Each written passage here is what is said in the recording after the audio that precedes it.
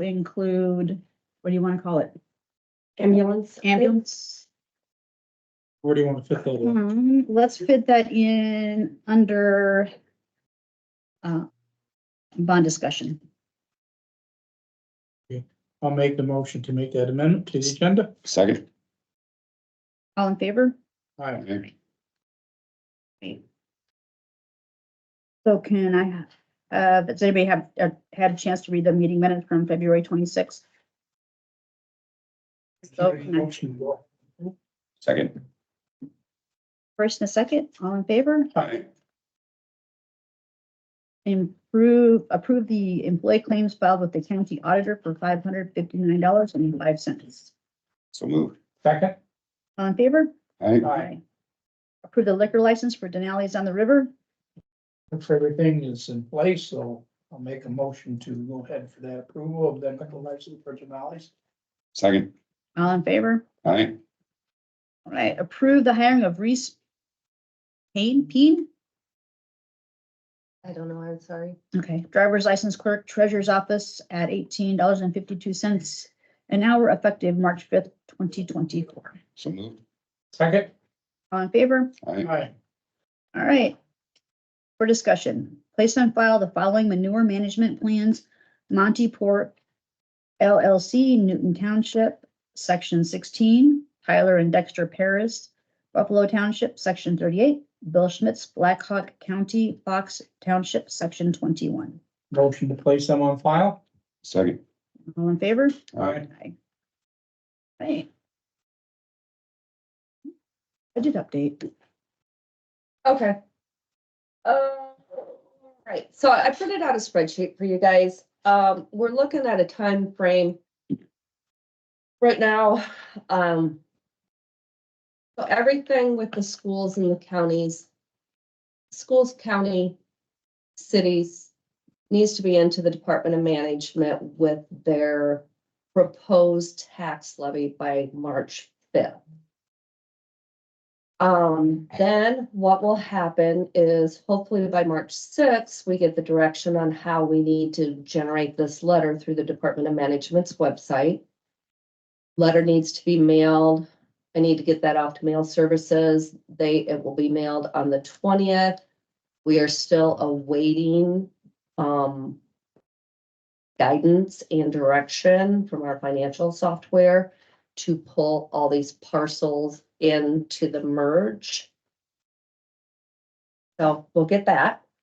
But anyway, basically what I want to update you on is the levies and our tax asking.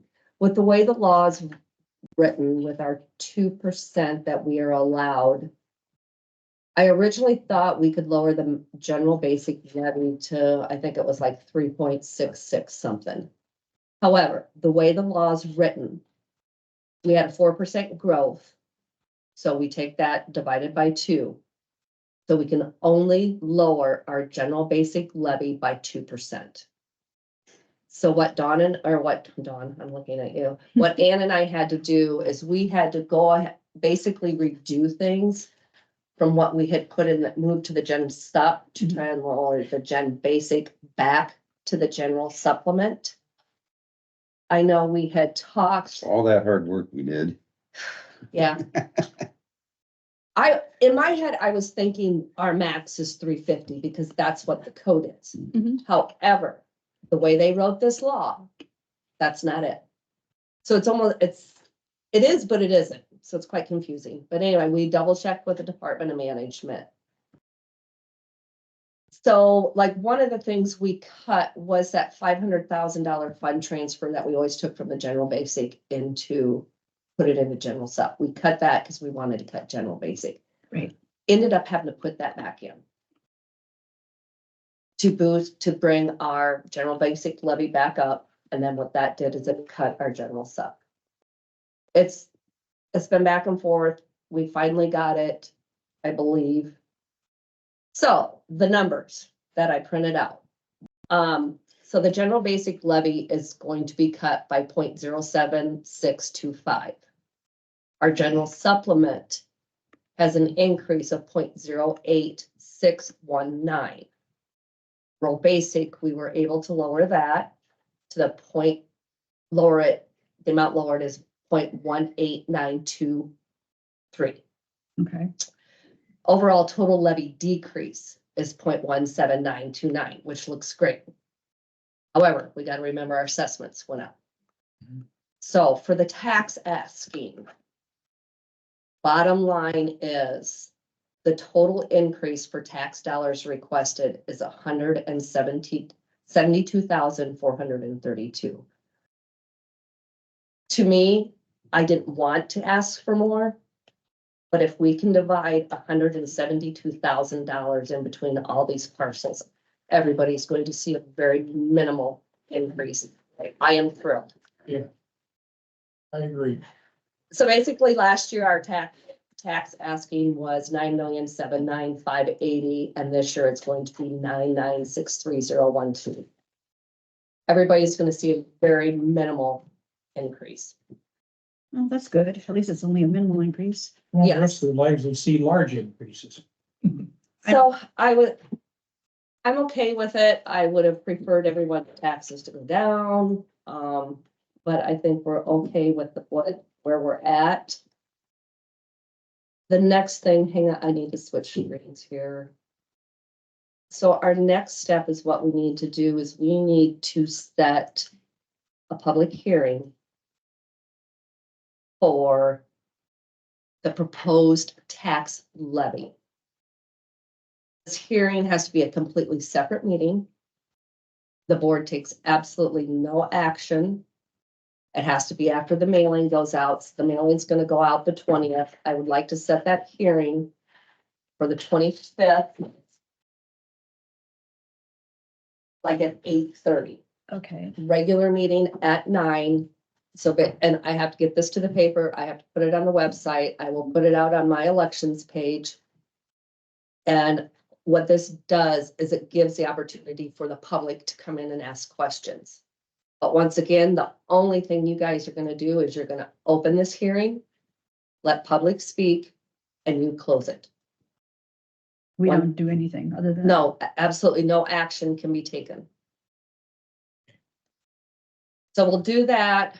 We'll set, if I get your approval to set that for the 25th, I do have a timeline here I'm trying to find. Then we can proceed with setting the hearing for, to adopt the budget.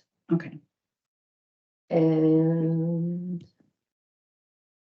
Is it best if we wait until after this March 25th public hearing to set that date? yeah, I can give you I'm looking at April 15th, around 9:15. We can set that hearing on the 25th. That will be fine. okay. But if I can get it approved that morning of April 15th, then it's finalized because correct me if I'm wrong, Brian, wherever you went, that's when the DOT budget is due. Yeah, here's the honest answer too. If you guys would say, hey, the secondary roads budget's acceptable to send in, then I can turn around and send it in. They'd be happy. We have to have a hearing for that to adopt the whole thing. We can't separate it out. Gotcha. So if everything goes right, the way it's supposed to be going, the way the timeline's set up, we should be just fine. And then we can, Breathe easy for the rest of the year. I've been working on this since December, so I'm ready for it to be done. Okay, I'll go ahead and make a motion. We set the public hearing for March 25th at 8:30 a.m. Second that. Okay, I have a first and a second. All in favor? All right. Aye. Oh, that is, We're in a lot better shape than a lot of counties, because there's counties having to cut services and everything. So we came out pretty good. Yep. Yeah, it's just gonna have to be a continue really watching it till we can get back down to that 3.5%, which we would have been very close this year, but the way the legislators wrote the law, we can only, we have to be at the max levy by code, but they're only allowing us to cut it so much. it's like they tied our hands. They did. And so I guess we just gotta play the games and make it work. got the public hearings scheduled. And thank you for giving us that information, Chris. Thank you and Ann for all your hard work. It's been a joy. We'll just put it that way. I noticed they said wine sales went up in the county. I'm not really a wine drinker, so that one's not on me. Oh, all right. Next up is bond discussion. So, after a lot of digging into this, public officials are supposed to be bonded, and we are going to get bonded. For each supervisor is $20,000, county attorney is 20,000, the auditor is 20,000, the assessor is 20,000, the recorder is 20,000. The sheriff is also 20,000, and the treasurer is $50,000 bond. I went out to a company, got a quote for the minimum amounts. And altogether it comes up to $990. And for everybody to be at the minimums. And the county engineer also has to have a bond. However, that was done at a different point in time because of a project. Federal project. But he's already covered, right? He's already covered. Company isn't about that. Western Security Company. Yeah, there's a copy. Well, when we started working on this, I was thinking we were probably looking at a lot larger dollars than $990. I'm quite pleased and surprised that it's not more than that, so. Because that's a lot of coverage. I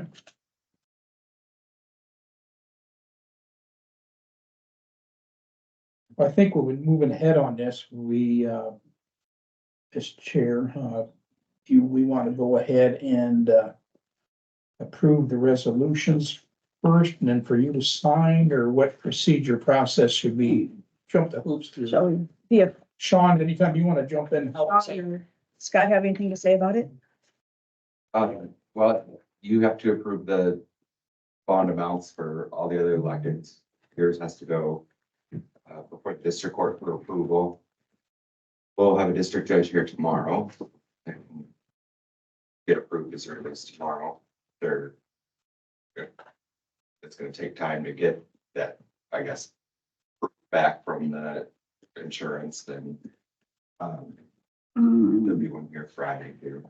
We need to have the proof from the insurance company before the district judge approves it. Is that what you're thinking? I think we need a certificate showing that it's in place. Yeah, I think I can get that for you today, because when I talked to the guy, I said, okay, so what's the process? He said, once you guys decide on it, he said, just give me a call. He said, I'll email you a copy. He said, it's as simple as that. You'll have it the same day.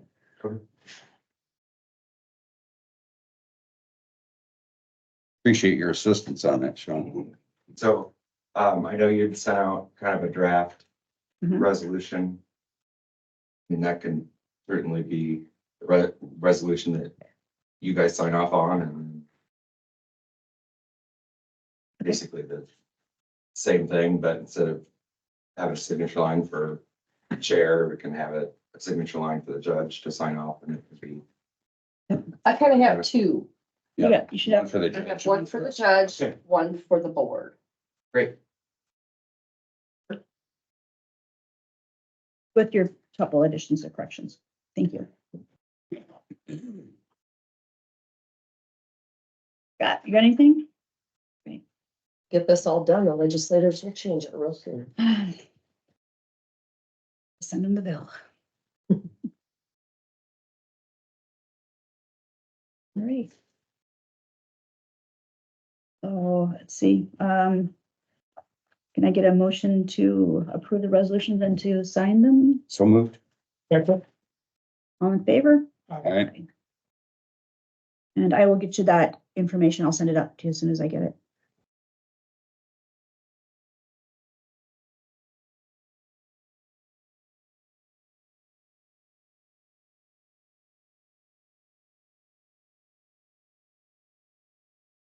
Evans. Next up is, I sent all that information to you guys that Dan gave us, right? On the ambulance stuff. I believe so, yeah. Yeah. That- okay, so what comes directly from you then? Came from me. Can I press it over then? I had that someplace, but I don't know where I put it, because it wasn't on the agenda, so I wasn't prepped Great. to have it in front of me this morning. Yeah, if you want to come on forward then, Sure. please. I do have a copy here.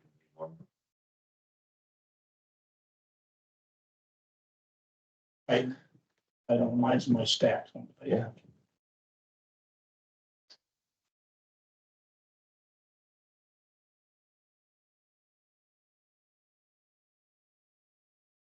You didn't have to have two copies, did you? There. I don't want that prepared. I can run this off quick. You want me to? Yeah, if you would, please.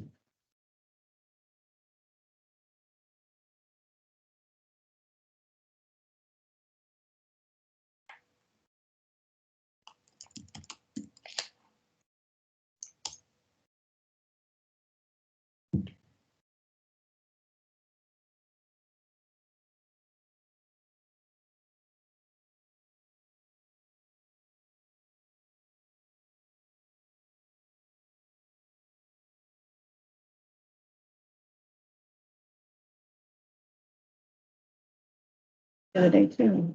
I was looking at it, now I can't find it.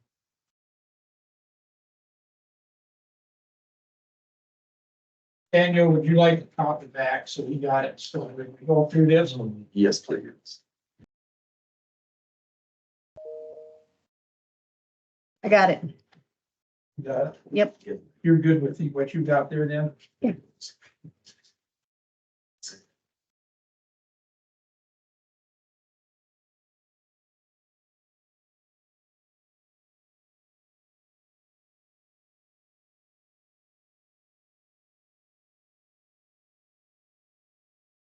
So in looking at this, we're need to make a decision on what level of service we want from that consulting firm. Basically, yeah, the EMS Association, we have co-chairs that I appointed to kind of start going down the essential service levy route. And Janice and Kevin with Fairbank started looking into a consultant, and then Kim and I started just going around and getting the data and trying to figure out what services need, what the shortcomings are. And so this is the consultant that Janice and Kevin looked into. They got a proposal. The contact she has for this company is he's in Wisconsin. The company is based out of Wisconsin, but he was one of the people that helped pass the essential service in Iowa to get, like, at the state level to get EMS recognized as essential service. I believe one of the other Jones or Cedar, one of the other counties use this consulting firm as well. But they bring. Find out the reference that were they happy with this? Yes, yeah, every single person in Iowa that this company is contracted with has passed it. Now, you can contract with them on different levels, so they have 4 phases, that are all described in the proposal there. The first phase is just getting it passed, getting a levy passed, and then they kind of do it a little different than we were looking at doing it, because obviously we were trying to get a plan in place before we pass it to know what that's gonna go for. People want to know how much the levy is going to be, otherwise they're not going to go for it. Yes, and so they do it as pass it, and then then you contract with them for the second phase, and then that's when they develop a whole, a comprehensive study of EMS, and then they say, hey, this is what you should use the money for, and this is how you should divvy it up and all that stuff, which I would like to see that done before. Right, well, it's almost they pass it, they want you to pass it, and then they're going to charge you again to come back in and do something else. Yes, It's like double dipping. yes, Well, not only that, I think we need to know ahead of time what we're trying to pass. Because when we have the general public come to us and ask questions, we need to have answers for them. yep, I agree. Basically, the association We have the proposal, obviously, for you guys to say what you guys want to do with. We kind of talked as an association, we felt that, if we did go with a consultant, we thought, it would be appropriate just to do the first phase and then not, we wouldn't really need anything from the other phases because all the hard work is already done and we would be able to do the rest in the county ourselves. But either way, we're prepared to, if you guys want to go with a consultant for the first phase to help get it passed, and then we would just be able to have our own plan without the consultant giving us a plan to use the money. We feel we can do that, or if you were like, we don't want to use a consultant at all, we want to just do it all with the association in-house with the people we have here, I think we're comfortable with that as well. We just kind of want direction. Right, because I mean, I think we can market it. Once you guys get the figures, I mean, marketing is not gonna be that hard. You push it out through the fire stations and you push it out on social media Yes. and some write-ups in the newspaper. But first phase, will we know what the asking levy amount's gonna be? Not necessarily. Well, how do you, Not through the consultant With a anyway. consultant, you won't. With these guys, you probably will. to these guys, but we don't have to take it, when we take it to the public, it's gonna have to know what that amount. Yes. Yep. So I know, I think I emailed John a couple times, kind of the plan that I had set, at least for the association, is kind of 3 phases of ours, which was just gathering data, going to all the agencies, all the departments. What are you happy with? What are you not happy with? If you had more funding, what would you use it on? What do you need? How can you make EMS better? And then bring all that together at the association. What are the common shortcomings? What can we fix? And then get with Chris and get numbers as far as, assessed values and what, different points for the levy. Identify, okay, what system works best? Do we want, if there's an issue of, okay, we don't want a contracted ambulance that's not working. Okay, what are the other options? Or yep, the contracted ambulance is working. Okay, we want to keep that. What's the levy that we would need to, get to make that work effectively? Are there funds available to buy ambulances Through, through Department of Homeland Security or through anything like that? I'm sure there are. I have no idea what they are. That would Okay. be something we have to research into. Okay. Yep. So basically, we're just finishing the data gathering phase. Mhm. And then we're gonna sit down with the association, figure out what we need to do, and then that's when we can figure out, okay, if we want to go with the contracted ambulance, what's that gonna cost us and what do we need to get for funding? Right. And then and the backup plan if the contracted ambulance decides to pull out? Yes. And do we have We've already seen it before. I would say, we don't have one right now, which is one of the issues. Now, is your full board that you have in place reviewed this Yes. and they come up with a recommendation? It's not just been you and the 2 co-chairs, correct? Correct. Yep, this was brought up at our last meeting, the 25th or whatever of February. The second to last week of February, we had a meeting. It was all brought up. And it was discussed with the entire association. Okay. And they would be, they're fine with maybe us proving just the first phase and them doing the next phases? Are they fine with doing the whole thing? If we just went all with the consultant. No, if we went all with you guys and Oh. not with the consultant, Yeah, because I can't see where just marketing a program's gonna, with no numbers, is gonna help us. yeah. I mean, so Janice and Kevin are more leaning towards wanting to do this. Other agencies, other representatives are wanting to just do it all together, but as an association, the majority wanted to just do the first phase, if anything, and then the rest through the association.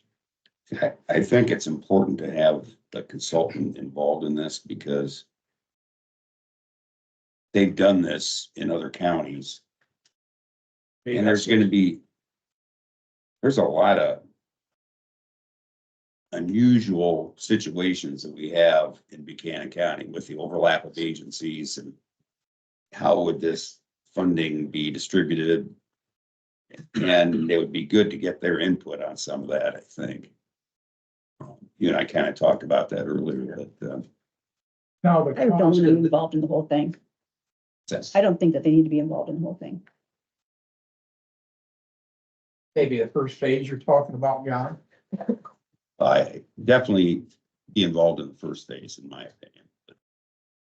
Because you don't want to have to take a second bite at the apple trying to get this thing passed. You want to have a slam dunk the first time you do it. It's gonna be hard to pass it without numbers, because people are gonna wanna know, how much is that gonna make my taxes go up? What am I gonna pay per thousand? That's not included in their first phase. They wanna pass it first and then do the second part. They're doing it backwards. Well, I think to pass it, you have to know what your initial asking is going to be. So they'll know, they'll have a, they'll say, okay, we're gonna do whatever, 30 cents, but there's no idea of how that 30 cents is getting spent. They have no, and so Like, that that would 30 be- cents is just a guess then. Yes. Based on their expertise and their recommendations. And that 30 cents might not fund it and it might overfund it. Yeah, if they say it's 30 cents, but then the association says we want to go with this option and that is gonna be 40 cents, well then Then you're already, then we already have a bad mark against us. yes. But I do agree that having someone who has done this before would be nice to bounce ideas off of and get their opinion on, but I don't know if spending $8,000 on the whole first phase is what you guys want to do. That's what I was gonna say. Is there any funding in the EMS to handle this? Where's the $8,000 coming from? The association doesn't have the funding, which is one of the reasons we brought it up to you guys, because we aren't able to fund it ourselves. I think we need to know what direction we're gonna go in before we try to sell it to the public. Well, that's it. We need to know what kind of dollars we're gonna be asking the public for. And apparently that's not included in the first phase. Not the breakdown of, where the money's gonna be spent. Though, And what program we're gonna go with, because I mean, I don't, like, the way we're sitting now, we could go with one or two things. We could do a Buchanan County, so a ambulance service and get a couple rigs ourselves. Or else we could continue to try to go on down contracted services, and we've already had one of them pull out on us, so. I mean, it just seems like, Well, buying an ambulance, other than the hard part coming up with the dollars, is the staffing. That staffing is a real problem with anything. If you got a couple of ambulances set there and you don't have anybody to operate them, you're dead in the water then. So we need to know too if staffing is available if we go that route.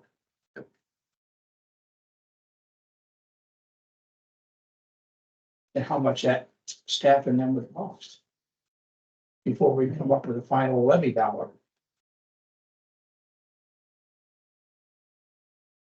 But I agree kind of with John. I just like, this is kind of a new rabbit hunt for Buchanan County. Everybody is involved. This consultant sounds like they've got success story to tell what they did and they've worked on it. They kind of, I like to have somebody that we kind of go to. what about the other? John has some contacts in Cassuth County and stuff like that, some other people that have already passed it. Would those be an option? and rather than like the consulting company to just use the agent, the counties that have already passed it as references. Yeah. Yeah, we're, been talking with Benton County, they passed it, Anna Demuth down there. He runs North Benton Ambulance, she's been a good contact for us. Trying to get a contact, for Jones County, for the actual association themselves down there. Right. And then, Cassuth County, we've got a bunch of information, from John for them.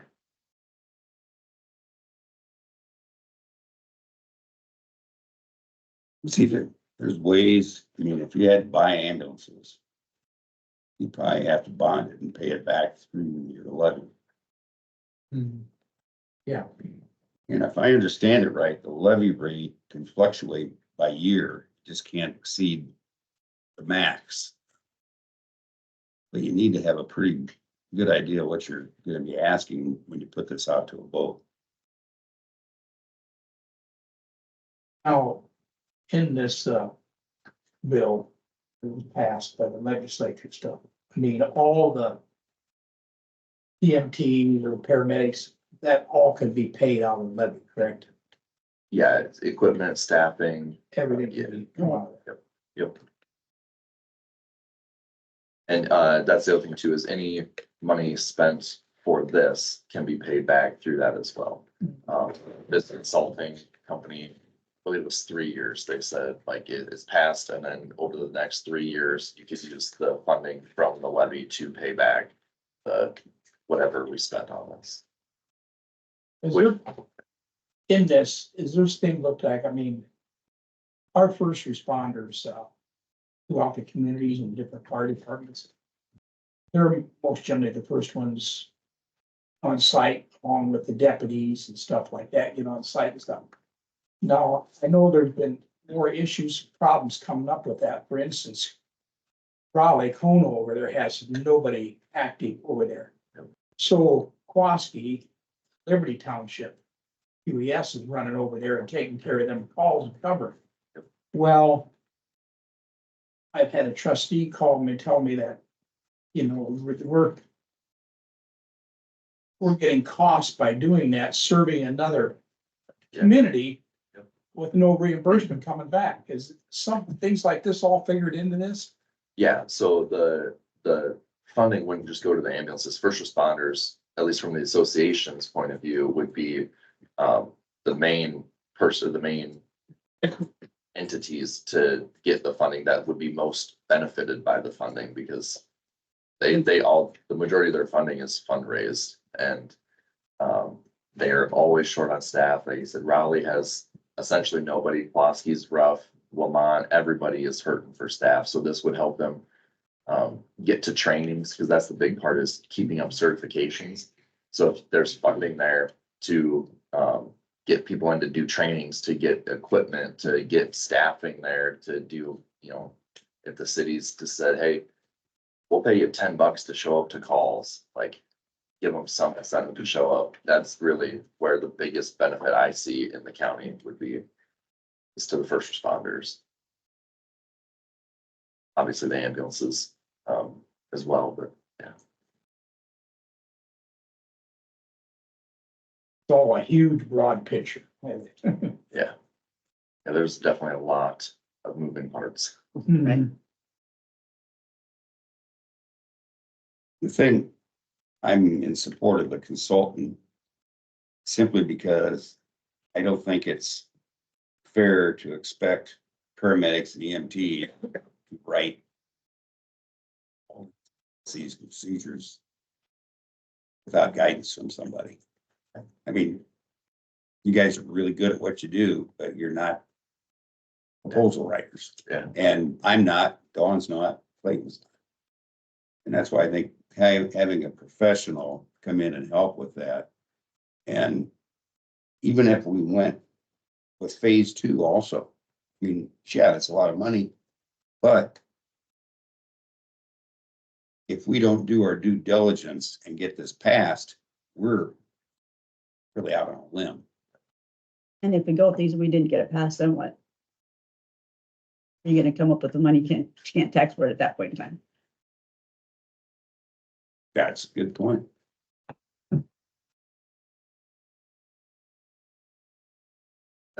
Maybe this is something that we can work, if we did just phase 1, work with the consulting company and say, all right, the association can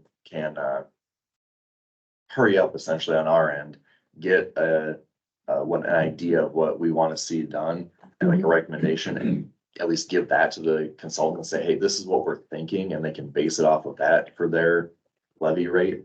So at least there's a less of a chance that what they recommend or what they propose is not what we want done. Work with them on that aspect of it, so we're all on the same page. But yeah, it would be up to us to get an actual plan for the, where that money would go. I don't know. I look at this and it's just like they're nickel and diming it. Like, I don't like how the contract reads to begin with. Because to schedule an additional in-person meeting for any reason, it'd be $1,500 per day. I mean, it includes transportation and lodging. And that's in all of their phases. Like well, here's our flat rate, but then we're gonna add on top of it if you have extra questions or if you only need a little bit of extra stuff.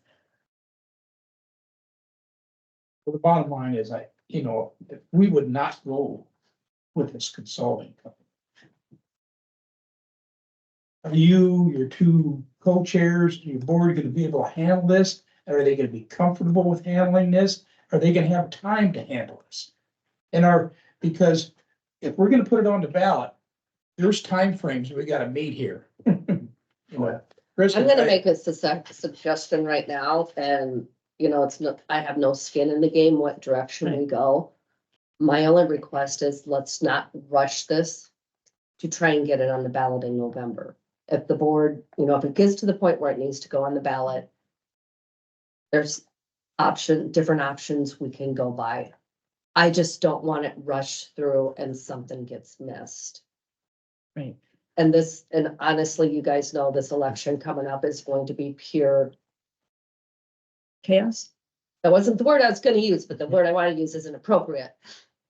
It's just gonna be a mess where due are to we? public Yeah. perspective. No, right now, what we got going on with our agreement.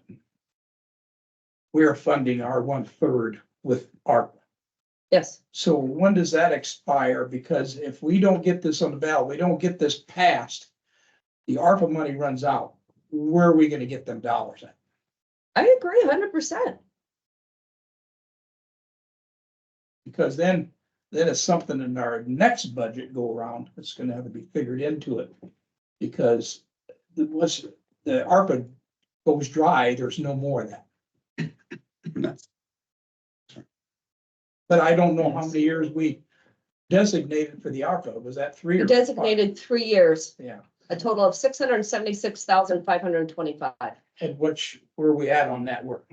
Without going in and running a report, I don't know. We're probably at least the second year. We only probably got You 1 would year. have to be. Yeah. Year and year two, probably. We probably just So that's one more year. one more year and that's it. At the consulting company, they guarantee that they would have everything done, ready to go for this upcoming ballot, upcoming election. That's their guarantee. If the association does it, I feel that we would be able to do the same. It's just probably gonna take us a little longer, not have as much of a safety net as if the consulting company did it, because that's what they get paid to do, and we're doing this on our time outside of our Right. full-time jobs. So I think it can be accomplished. It's just gonna be harder and take longer. The thing about it is, when you're probably no different. You're having your meetings to get everybody there at one time and have the quorum and everybody there at one time is very difficult. Yeah, trying to Everybody's get got busy life. 13 different EMS agencies to show up at the same time is Yeah. hard. Pulling Right. teeth. Yeah. Consulting is very expensive, but the bottom line is, I think there's a benefit to it too. Yeah.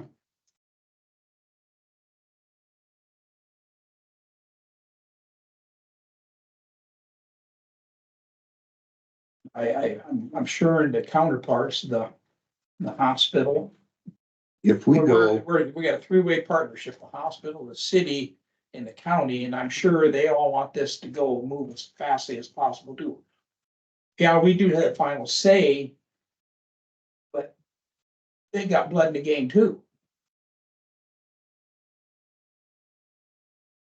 if we were to go with phase 1 and it passed, you'd be able to come back to them and say, we want to hire you for phase 2. Yes, you can pick and If we choose made which that. phases. Yep. At a later time. Yep. Yeah. I know Chris doesn't want it on November's ballot, but timeline wise, it needs to be on November's I'm not ballot. saying I don't want it on November's ballot. I don't want it pushed through She'll not. without all the i's and the t's cost. And that's why I think Yep. going with the consultant is the way to go. That's gonna happen. They're gonna have everything properly prepared. And that's my opinion. You guys are trusting souls. I don't know, we've had delay. And now we got an opportunity to get moving more Yeah. quickly, and I don't want to take the chance of putting more delay on it. You know, it's a crystal ball thing. Our voters gonna pass, it's gotta have 60% to pass. But I don't know any place that's been put on the ballot, if it's failed any place that's been put on the ballot so far in the state. Oh, it's failed a couple. Yeah, I know there's been a few, but I don't, off the top of my head, I don't know which counties they were or which places they were. I think, was it Jones and Benton were the two most recent ones, and they both passed, with huge majorities. Was Cedar in on that too? Yep, Cedar passed it as well this Cedar. last year, yep. Yep. And they all did, that's why I say it's gonna take a lot of work and a lot of time, because they, like Anna with Benton County did like 30-some meetings throughout the county in the span of like 2 months. She was just hammering all these council meetings, town hall meetings, going to, the legions, going to like gosh, I can't think, the Friends of the Libraries, I can't think of all the, what I'm saying. Like all the Yeah. civic groups. Yes, the Lions civic clubs and groups, getting, thank you. The Lions clubs, yes, Yeah. and just getting Rotary. yes. Yep. And so, again, that's her full-time job is with the ambulance, so that's what she was going out and doing, so it'd take a lot longer for us to do that, to get people to go to these and get the word out, and that's the third phase of my plan, is just public education of getting the word out, as not as, hey, this is a tax, of, hey, this is why we're doing this. These are the issues, Right. this is how this helps us. yeah. And then you have some communities that have ambulances, so you have to educate them as far as And what the Why it was benefit's better gonna be from for that. them. Yes. And if we put these taxing limitations that we're all underneath these taxing limitations right now, or levy and stuff like that. It comes to the point when this ARPA is gone. And we have to look at maybe taking this cost out of our general. How's that gonna affect? That might put us over the line where we could want to stay under for the taxing there, and this being a separate levy, we wouldn't have to worry about that. And the thing about it is, I can't see anybody not thinking that we don't need an ambulance service. You think about having any kind of a problem in your own family or out on the road when you're in accident and stuff. That's important to have an ambulance service available and stuff. I don't know, it would be terrible to not have that available. So where are you gonna take the money? You're gonna try and take it out here or over here? It's gotta come from someplace for the cost of the service. That, when we were here several meetings ago, one of the citizens, I don't even know who she was, but she framed it very well, I thought, when she said, we kept calling it a tax or a levy, and she said, no, it's a cost of service. And I think that's a great way to frame it, is it's a cost, so that when you call for an ambulance, one is showing up. right? Yeah. Well, here's the sad part is people are paying twice over for that ambulance then. Because they're paying through a levy, plus they also have to pay $1,500 or whatever their insurance policy is for the ambulance to come out and for them to take a ride in it. So, and I don't think the ambulance actually even sees any of those funds. Correct. So they're essentially, in their mind, they're paying twice for it. I thought of it like that.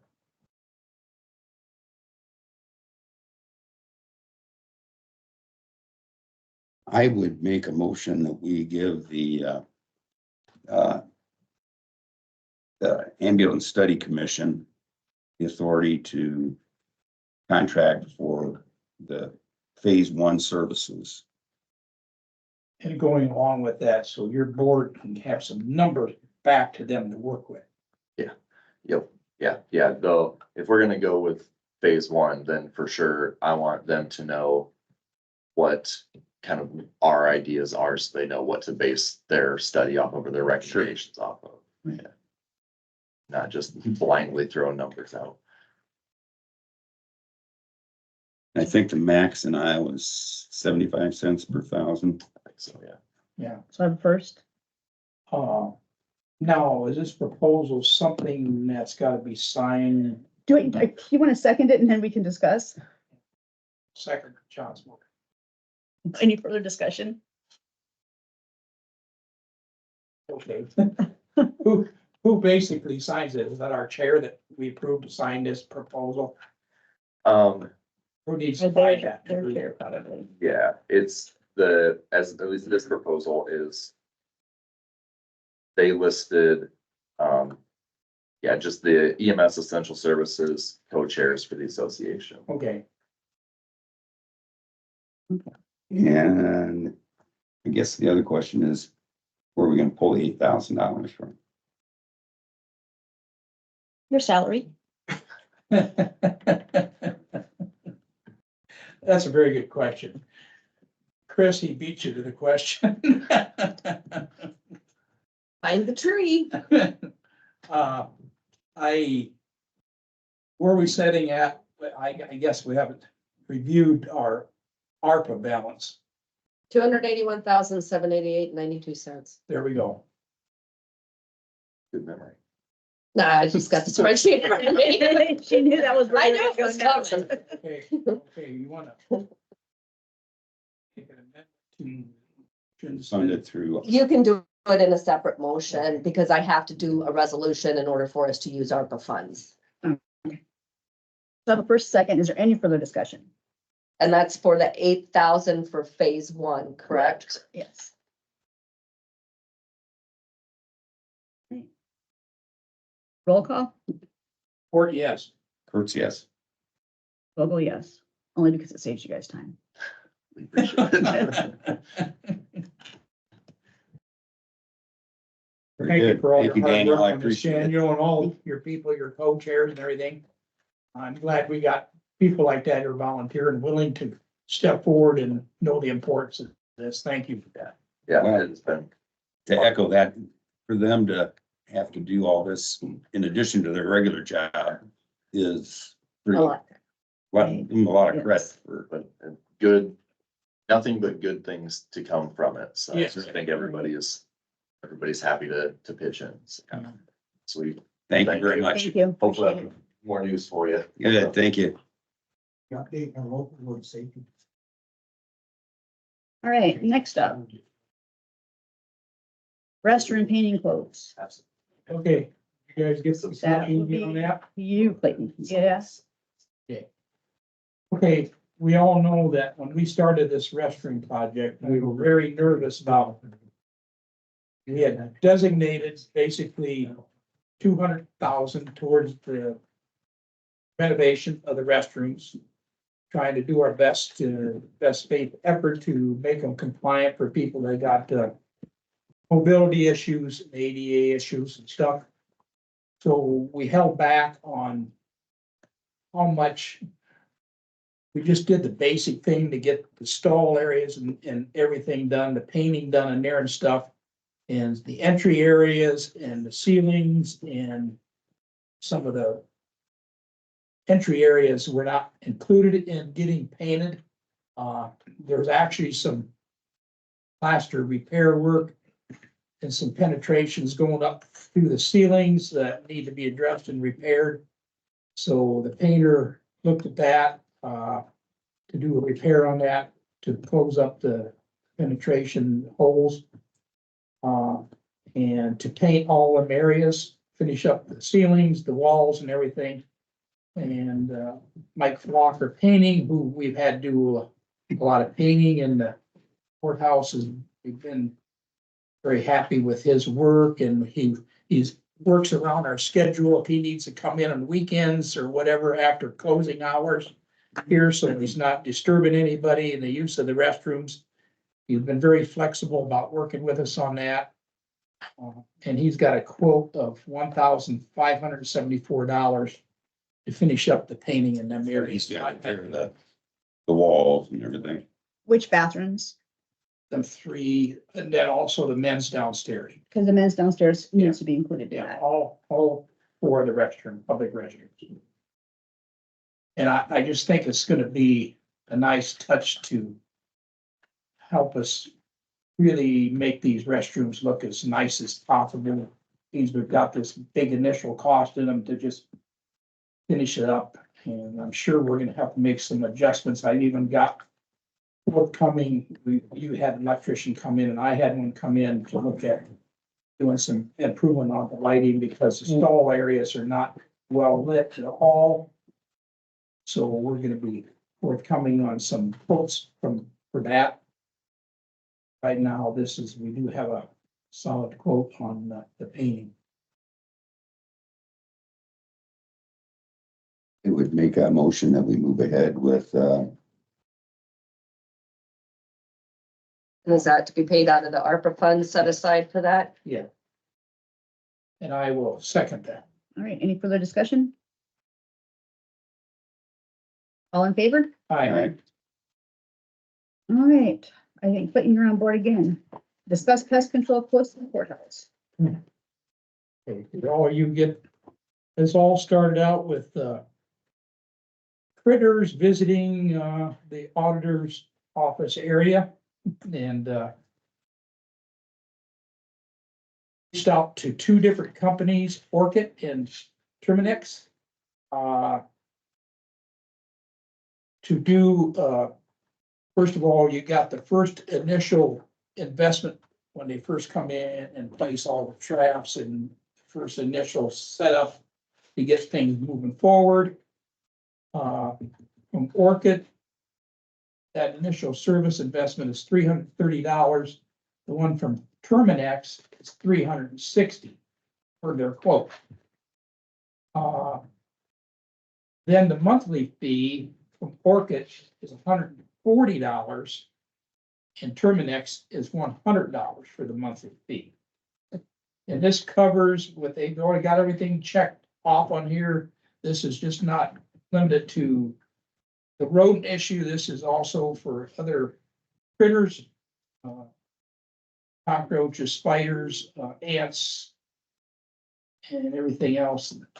Both of them got all those spots checked on their quotes. So this is just not taking care of the roads and some other stuff too, so. So There's which company are we using at the jail? Orchid's coming. Orchid. You guys are pretty happy with them? Terminex is doing which one? Public health. Public health, so Terminex. And I spoke to Amy and Teresa out of Public Health, and they're very happy with the service they're receiving from Terminex out there. So Terminex is $360 and then $100 a month. And Orca is $330 and then $140 a month. Yes, So So bottom line yearly, Terminex 1460, Orkin 2010 a year, I like the 1460 much better, especially when it's not in the budget. right? I do too. So Terminex would be the better deal for us, the long-term better right? for the bottom line for the full year cost. I'd make a motion that we, contract with Terminex. I'll second that. Any further discussion? All in favor? Aye. We are to multi-jurisdictional hazard. No, that one can be scratched. All right, Chris Hare had emailed me, would like that, wanted it on the agenda. And it needs to be approved by resolution. So after I sent the agenda, I was looking for a sample resolution, and so we did one last October. Uh-huh. And so I asked him how often this needs to be approved by the Board of Supervisors, and it's every 5 years. oh, we don't have to worry about So we're good. So it was done in October, so it does not need to be done again. it. Good. Now we have approved backhoe and light truck. Good morning, and I've got Phil here also, and I've got Justin Locker. Morning. And, Come on up, Phil. we Might as went well do through the party, too. and Thomas, No. Tom Hunt got quotes around, but, you don't always find equals. And Case came in low. I'll read off the three. We had Cat at 181,000. 161,269 after the trade-in. We had Altorfer Cat at 161,269 after a trade-in. We had Murphy tractor at 152,267. And again, that was after the trade-in. And we had Case at 137,215 after the trade-in. Now they were given more for the trade-in. But the operator and Phil went out and looked at the different brands. And the Case just doesn't match up on the back end with the John Deere. Is it gonna hold, would it hold up to the job? That's the issue right there. And we called over, and I called some new operators on Case too, but we called over to Cedar Falls Construction. And they used to buy nothing but Case. But the last about 3 years, they've had nothing but problems. They've had to redo the main wiring harness on all of the machines they bought, which is about 6 machines. You understand? Was that covered by warranty or is that out of the pocket of the purchaser? That was warranty is my understanding. Oh, that's a good question. Like, we can skip ahead to the warranty part, or I can let Well, Brian. yeah, we can- Let me just kind of continue. Potentially, potentially. But here was when we called over to their mechanics, here's their answer. They switched from Case and started buying John Deere's. Now they haven't had them that long yet. But they do basically the same thing we're doing. They're taking it and breaking out pavement and patching back pavement. And that's what we're trying to do too. And that's where the John Deere is a better machine than the Case. The Curtis Price is the one that was the operator on this. And Curtis went out and drove them all. And came back saying the John Deere is the better machine. And so we were pushing for that. Now, when Tom went trying to get quotes initially, Tom asked for an extended warranty. I don't remember if he was talking 5 or 7, but Case would not go beyond 3 years. They won't warranty their machine beyond 3 years. When the prices came in, we started talking with Justin here and Justin saying, Brian, we're comfortable in our machine enough that we'll extend this warranty out to 7 years. You mind if I jump in? Jump in. Okay.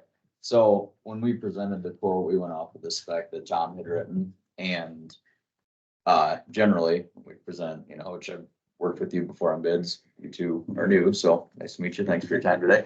But ultimately, we want to try and be as, I suppose, apples to apples as possible. Sometimes machines just are not apples to apples. So ultimately, as far as some of the specs go, everybody's right around the same sort of thing. But my message to these guys was when they came out and looked at it is if you're buying them, your last machine that you had for 18 years. It's a very specific machine. It's a backhoe. It's not a loader. It's not a skid loader. It's a backhoe, right? So for what they're going to use it for, the things that I really, John Deere, great product. They don't want to be the most expensive, but they're not always going to be the cheapest. And I hate to use the word cheapest. But at the end of the day, our machine is a backhoe. Our machine is a machine that his operator can go out, he can take to a job, he can use, whether it's, digging up tile, asphalt, tear out concrete, whatever the application is, and our machine will perform. So this is a true backhoe, and I'm not going to bore you necessarily with all the percentages and the specs if you want to, but we have from the manufacturer's specifications what our breakout forces is, what our tear out forces, everything. And it's, at the minimum, I think we're 25% more productive. Sometimes depending on, where the sticks extended, how far you are, we're 43% more productive pounds per foot and everything. So ultimately, that was the one thing that I really wanted to stress to Brian. If I thought we were looking at equal machines at that point, I'd say, take the low bid, buy this, you'll be happy, run it for 18 years. So that was my one argument is this machine, our machine is more expensive, but it's going to be more productive. The operator is going to be more efficient. The second part to Brian's point is I do have a customer that for 13 or 14 years, they bought Case backhoe loaders because they were the cheapest. And they recently decided to switch because of the pain points as far as electronic issues. Like Brian mentioned, wiring harnesses, air conditioners, your guys are at work and you want them to be comfortable, you want them to be happy. Hydraulic leaks, that affects your uptime. If you have a job scheduled, you're going to be out doing something and your machine doesn't run, guess what? Now you scrapped, you got to find something else for him to do. So when we were talking about the warranties in the past, when we've done like the most recent machines, which would be the motor graders, I know that the county extends out the warranties to cover for as long as you can, right? It's easier to maybe plan up front than it is to spend dollars, especially when I sit and listen to these meetings and talk about unexpected expenses, if we can control what your operating costs are, that is obviously, if it's in the initial purchase, if it's in the initial budget, then there are no surprises. So one of the things I told them, I said, I gotta ask, I said, why did we do just a 3-year warranty this time versus the longer term? And like Brian said, Case just said, hey, we can't, we'll stand behind our machine for 1 year full service. And then 2 years after that, we'll do an engine only. So what I proposed to him, I said, listen, I feel like not only will we be happier with our machine, your operator will be happy, we'll be more productive, but we are confident enough in the performance and the reliability of our John Deere machine. I said, I'll just, I'll extend the warranty out to 7 years. Is that full warranty, Absolutely. Yep. including hydraulics? Absolutely. That would be our comprehensive warranty. So it'll cover anything besides wearable items. So, if he gets a piece of something in the tire and the tire goes bad, or he gets too close to a truck and knocks off the light or something like that, which I'm sure the operators are very, very good. So you don't have to worry about that. But anything that's not normal maintenance or, operator, You say it covers hydraulics, it doesn't cover hoses, right? hoses are a little bit of gray area. Generally, I'm going to say no, it doesn't cover hoses. There are certain times where, depending on what the repair is, we can get hoses covered, but I guess the safe answer is no, hoses are not. But, we work with our warranty administrator, and if we can get something covered, we're always going to try. Okay. And, that's another part too, where it's like for, the small difference, and I want to say small, if you break it down and minimize it again for how long you'll actually keep this machine. I know it's a big number on paper initially, but if you figure 18 years of service, I hate to sound like for only $1 a day, but really, like for $1 a day or whatever the difference is, you're going to get a more reliable machine. We're going to stand behind it longer. And at Murphy Tractor, through the sales and then also through the after the service, if that call comes through, that text comes through, we're going to, prioritize that business. So again, cheapest is good on the paper, but cheapest isn't always the best. So, hoses aren't going to be covered, but we're talking if you would have a transmission, if you would have a air conditioner, if you would have your display go out, if your hydraulic pump goes out, if your thumb, is not functioning, the cylinder goes bad, if you have a coupler issue, pick a component that isn't a wearable item, like a belt, a brake, a tire, a lens, and it's going to be covered. And like I said, we'll prioritize that. Prioritize that, because again, we know when I came in this morning, I saw the wheeled excavator sitting outside, and obviously projects are scheduled, to where we need it here today, we need it there tomorrow. We have this, you see these machines out there. It's like, okay, there's a lot of thought that goes into it. And if it doesn't do what it's supposed to, because it's broke down, well, that's a problem. Then if you get it out there and, it doesn't do what it's supposed to, again, that's a problem. So like I said, we will stand behind it. We'll do the 7 years because we are confident that it will do what you guys want it to, and it will do it very well. So. The supply chain has always been an issue. We had a piece of John Deere equipment. We were waiting forever for parts on how many months? It was like 6 months. It was more than 6 months, and it was Right. a rubber tire tractor. So how parts availability when something does happen, is the supply chain pretty good? No, that's a very good question. So, John Deere is John Deere. There's a few different divisions. There's the Ag and Turf, and was that a 8 series, or what was that tractor? No, it was more like a 6,400. It was about a 70-some horse tractor made in Germany, I think. So it's kind of one of those things where, this is yellow construction, it's like my kids are like, oh, you saw it? Nope, that's a green one. So, these machines are designed, built, manufactured in Dubuque, would come out of the Dubuque, Iowa, works plant. Our parts depot is there. I can't think of any customers that have had any long lead time complaints. Actually, the lead times on these machines now, our supply chain is, I think, as good as any. I think we're around May, delivery early May. So, if you think about from a time of order placed, having those parts on hand, because they are built, designed an hour and 15 minutes away from here, the machine gets put together quickly. If you do have a breakdown, I think, I want to say our statistic is 93% of our parts orders are filled on the first pass, and the way that we grade it is a little bit tougher than some of the competitors. So if you were to come in and order, you had a list of 10 parts, the guys from the shop wanted to have, if we didn't fill every single one of those, we would count that as a 0. It's not like if you get 9 out of 10 that first day you come in, you get that 93% parts fill. If we don't fill that total order that you have every day, it counts as a 0. So from a lead time question, I don't think that you would run into any sort of issues. Like I said, I think our benefit is that, you know, we're a short drive away. Parts Depot is right over there. So, most of our repairs will happen probably day of or next day. And a lot of that comes down to the communication too. If we get a phone call from one of these guys and they say, hey, our code is 33, whatever, you know, I'll say, okay, well, that looks like it could be a fuel pump or it could be a whatever. We'll bring that part just in case. So then that way our guys can come prepared, make the repair rather than come out and say, it looks like you need a fuel pump and then go back to Waterloo and then grab it and come back. So, you know, we set a little bit higher expectations for ourselves to, you know, to be able to justify when it comes down to this, say, okay, here's why, you know, we're a little bit more money, but here's why it makes sense to, you know, if you see the value in that. So I know I've got enough experience running farm equipment and stuff like that.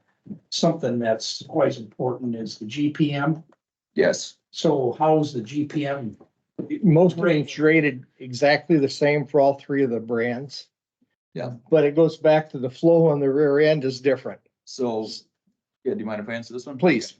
So, they are gonna be very comparable, and a lot of it, you know, is operator, you know, how the operator, you could put, you know, a guy that's gonna throttle up and, you know, it's just like driving a car, you know, you might hop in your pickup truck and get 17 miles per gallon and somebody else might hop in and get, you know, 24. Well, they're the ones that are slow into the stop sign. They're the ones. So, I mean, a lot of it is the operator and just how experienced they are. Now you guys have a good operator that's gonna be in there. So I would guess if you put them in 3 different machines, they're all probably going to be about the same. But one of the things that John Deere does have that we are pretty proud of that we think is well, actually a couple things that will come to the fuel economy is so Deere has what they call the PCLS, which is a pressure compensated load sensing pump. So essentially what it will do is when you're running multiple functions, so if he's digging and he's swinging and he's loading trucks, whatever, the hydraulic system is going to prioritize the flow to what function the operator wants to use. So it's not constantly fighting itself. You know, you don't have to run the RPMs quite as high. The productivity, and like I said, I don't have all of the specs on it. I just have some rough percentages, but our productivity is going to be higher at lower RPMs. The hydraulic flow is going to basically be on demand. So again, it's not going to constantly have that hydraulic flow going when not needed. But as soon as he goes to extend the hoe out, grab a stump or tear out an asphalt chunk or whatever the case is, then it's going to be directed on there. So you're going to see less load on the engine at lower RPMs, which will, I think, give us a competitive advantage for the fuel savings. We have a power shift transmission, so it's a smooth shifting transmission. It's not gear searching. He can start out in first gear if he's going into a pile to get maximum, maximum drive on it. Or if he wants to just put it in drive and go from the shop to wherever he's working that day, just like your automobile, it'll shift appropriately to the RPMs, give you the maximum fuel economy. So Is these constant 4-wheel drive or just? So that's a good question too. So we have mechanical front wheel drive and ours is a limited slip differential. So you can engage that to put it into 4-wheel drive if you want to. You can actually go into the monitor and set it. So like, let's say if you don't want 4-wheel drive to go past 3rd gear or 2nd gear, whatever the case is, it'll automatically disengage it. So the setup, once you engage it, is a true 4-wheel drive system. Now you can put safeguards in there to protect the machine from going too fast, whatever. To the point with that 4-wheel drive, one thing that we do have is obviously got big equipment moving up and down the road.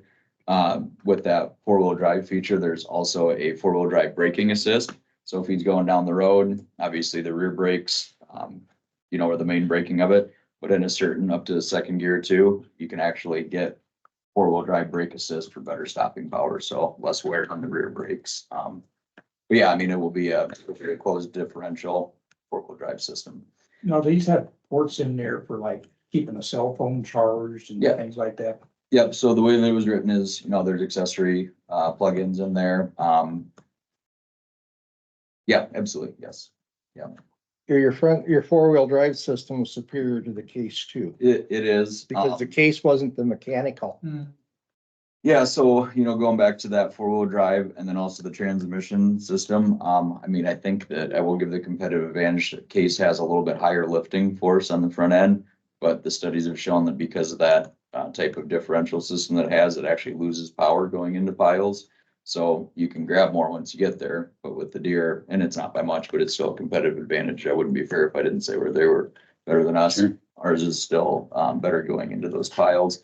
And then the other thing that we did talk about that we felt was worth mentioning was what Curtis uses this for, going in and out of ditches, field drives, et cetera.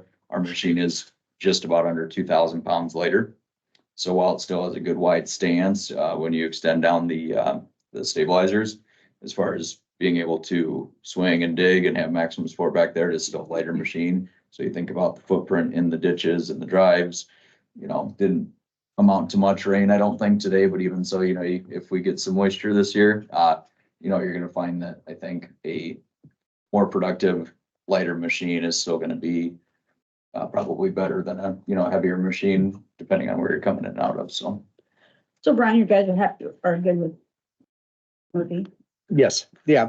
The guys feel it's a superior machine too, and that's why I could have brought Curtis in too, and I thought, we'll bring in Phil, but yeah, it's a superior machine. We've had good luck with the service at Murphy, as good as any place or better than most. No. Yeah, it's a 2007 model right now, and it's there to where the wear's gotten to, they're either gonna go back in and start rebuilding a lot of pins and such from running the hammers are naturally hard on them. And we've repinned them before, but it's there again. And Yeah. that's in your budget. Yes. In your budget. It's yes, where we're sitting right now in the budget for new equipment, right now, we're just over 400,000. And it would be this machine, one pickup to come out of there and a mower to come out of there. So I would still be under budget with this for this year. The trucks the next year that we've got on the agenda too. So since this is a budget issue, approved it, everything he's coming out of his equipment thing, so I don't even think it really needs a motion. So, Chris, you want a motion? So, Okay. it's up to you guys. You're good to go on that one then. Yeah. Sounds good. Okay, Thank you for your time. thank you. Thank you. hey, for coming. Appreciate the opportunity to partner with you again. I'll catch up with you later and send the paperwork. Wonderful. All right. Thank you. Appreciate Yep, it. you guys have a nice day. Thank you, Brian. Thank you. Next subject, and thanks for letting me bring Phil in too, Thank you, because Phil. I thought, hey, when it starts talking difference in quality and the guy that's running it knows best. Typically, yeah. All right, thank you again. Thank you. The next one is the truck, and we got 4 quotes on that. We had Don's at 65,768. We had Rydell's at 66,020. We had Iowa Division Administrative Services. He looked on there to see what that, and they were at 66,118. And then Dunlop's at 72,141. So with your concurrence permission, I would like to go with the F-450 out of Don's Truck Sales at 65,768.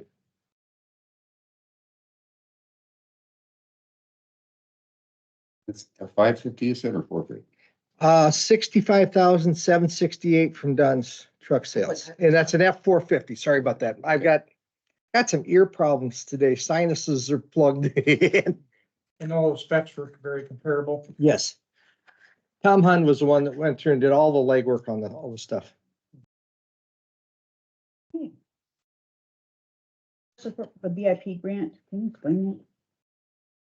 Yes, and I did, it's a 28E, and I did send them off to Sean Harden, and Sean delegated it to Josh White. Okay. I do have phone calls into Josh, and he hasn't gotten back yet. But it's a standard agreement. We've signed virtually an identical agreement to it a year ago, trying to get the BIP grant. Okay. And there's also, it isn't just the agreement, and it would be signed by the board, but also letter of support for it also. And I did try and update everything, and I've got clean copies here. Been trying to copy everybody What's the total dollar amount of the grant? They keep increasing things because what the consultant says, we have to put a 15%. When you start talking a $4 million project, you start putting 15%, then they're also adjusting for inflation. And so here we are trying, last year's numbers, they turn around and add 8% in there twice. So there's another 16%. You're looking at close to just over a $5 million bridge cost is what they're expecting. So what's the cost share to the county? 20%. So that's 100,000. And that I'd have to come up with, and that would, my plans are to come out of my farm market account. 100,000, it's $1 million, excuse me, $5 million, 20%, it's $1 million. So if this happens, it's awarded, you've got money there to handle that cost share. I have to start looking at what I'm gonna push back. And so my answer to you, Clayton, is yes. I get 1.2 million in my farm market account. So that means, But then that's farm market road that we couldn't be doing, that's exactly right. and that's what those monies are for. Don, your other answer is where you're gonna come up with $5 million, or eventually you'll close off a bridge that's critical. Yep. Yep. And there's counties that have done that. A bunch of them have bonded for the bridges. The auditor have high blood pressure, let's go there. That's why sometimes it's a necessity, you have to. Yeah, it's, route from one place. that's the world we deal with, purely. And it's just like the comment earlier about our rough roads. Yeah, I can, 50,000 a mile, I can get them ground. As a matter of fact, they called me last Friday, if they have any, they want me to grind. A lot of, Yeah, I just don't have the money to pay them. So it kind of looks like this 2080 agreement with the BIP grant that was sent. Estimated, preliminary estimated is 4 million is what's in the agreement currently. Currently, and what they're doing is they're bumping up those numbers. So when they add their 15%, consultants tend to do this in cities. We never do it in the county level, but they'll add in a 50%, just in case there's unforeseen conditions. And So that figure's not even remotely correct, is that what you're saying? yeah, that's in there, it's remotely in there. And then they're also looking at inflation. So they're really,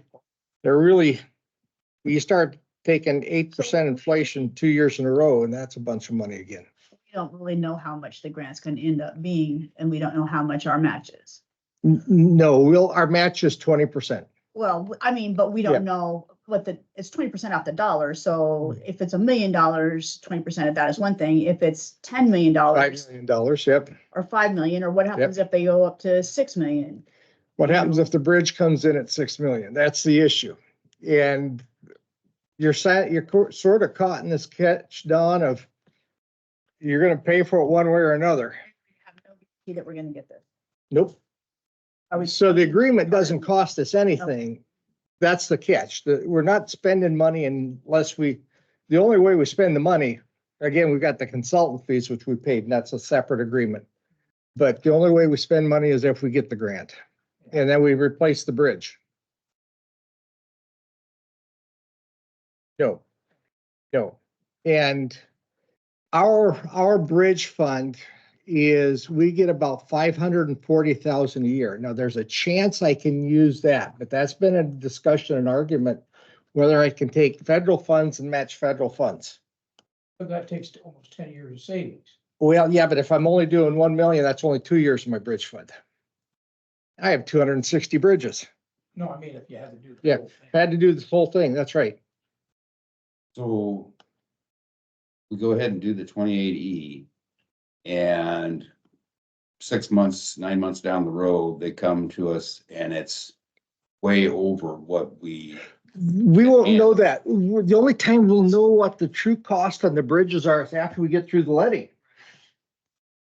And so that won't even be, yeah, we'll get the funds in 6, 9 months, almost a year from now is when we truly expect federal government to answer. Okay, once they come and say, we got awarded this grant, how long the process do you have to decide where the balance of the cost is coming from and everything? At that point in time, I'll have a little over a year to find out all those numbers, Clayton. And again, there's been some discussions and the answer's been yes, and the answer's been no. Can I take my federal bridge funds and match that? And I'd heard once that I could. I'd heard once that I could, so because they were swapping them. And there's a chance that they'll actually swap some funds that they can match, but otherwise I've got to be prepared to use my farm market funds. And Don, you're right, that pushes everything else back again. It's something we have. Things we're not gonna approve up there in this bridge. You know, we did some, Continuous deterioration. yeah, we did some repairs this past summer, but if you look at the rest of them piers and look at the way that concrete is alligatoring or it's my belief that the road salt's coming off of the pavement is what's getting to the concrete. The steel beams aren't as bad as the concrete piers. Why don't you come on, we're discussing bridges, you inspect them. The exterior beams are getting fairly bad, especially at the abutments and underneath any grades. That's from the road salts blowing around. Yep. If we wouldn't style our pavements, we wouldn't have these problems, but Well, if you have one area that's weak in the bridge, it almost like it makes the whole bridge weak. it is purely, if the abutment fails, the bridge goes down. The beam fails, that portion of the bridge goes down. I'll tell you what, this bridge has been in discussion. I'm working on my 8th year here, and this bridge came up in discussion 8 years ago. We've been working at trying to find the funding. And Sometime or another, we're gonna have to bite the bullet and get it going. my other option, Dawn, is if I don't get a grant like this one, I sit for 10 years without building any other bridges on my paid system, basically. Or I try and find somebody to donate materials, which isn't too likely. We've had that happen a couple times. And I have 260 bridges and it just makes no sense. What you think, Alex, you think this is the top priority? You need to move on this, try On and paved roads, yes. Pretty bad to have to shut that bridge down, wouldn't it? Oh, you'd never hear the end of the complaints. I mean, there would be a line waiting to get in the courthouse doors. That's one of my heaviest traveled paved roads. South of Jessup's more so, but this is north of Jessup. So we're just waiting for Josh to approve, to get something back to you. Yes, but what would probably work the best is if you were authorized to sign the paperwork. And then subject to Joshua's approval, you could sign it and send it in because they're pushing for it. They're needing to get the grant application in. There's also a resolution that was sent in that paperwork Yep. that needs to be approved by the Yep. Board of Supervisors. That was in the packet here. So it's basically the resolution, and then I just have printed the signature page and then a draft part of the actual 28E agreement. And I tried to Which I clean, believe that you just need to do the signature page is what they need back. and what I'm envisioning is they're gonna be pushing for it in the next week or two. And that's why if we could have you authorized to sign it, and once Joshua's comfortable with it, sign it and charge forward. Yeah, I'll make that motion. Forward with this and have chair sign I'll second that. And the resolution. and the resolution. I have first and a second, any further discussion? All in favor? All right. All right, and then the next thing is the intersection of W35 and W40 in Clough Wheaton. It's nice to meet Yeah, you. nice to meet you. Sorry, I was a little late. I was working with the You were perfectly wastewater fine. And I'm sorry, your name again, Joe Miller. Joe Miller. Yep. Okay. Joe It'll is take me a couple times. the mayor in Clough Wheaton. And it goes back to, we've always tried to work with small towns because there's a lot of things just wouldn't happen in a small town if you didn't try and work together. And our policy had been in the past, and this is purely up to you every time, we would tend to split the work when we come in as part of a project this way. And actually in many cases, we would upfront all the costs and let them pay back over a 10-year time frame. Now, we did this one time and we were told you have to charge interest on that. That came from the Secretary of State's office, where we didn't. 10 years ago, I was. I know we got told we needed to be charged Interest. interest. So the board set the interest at 5%. And then the question goes back into the design, and that's really the subject right now, because Alex can't hardly proceed with this project without knowing just exactly how we want to tie in. So we Alex had thrown some concepts at the city.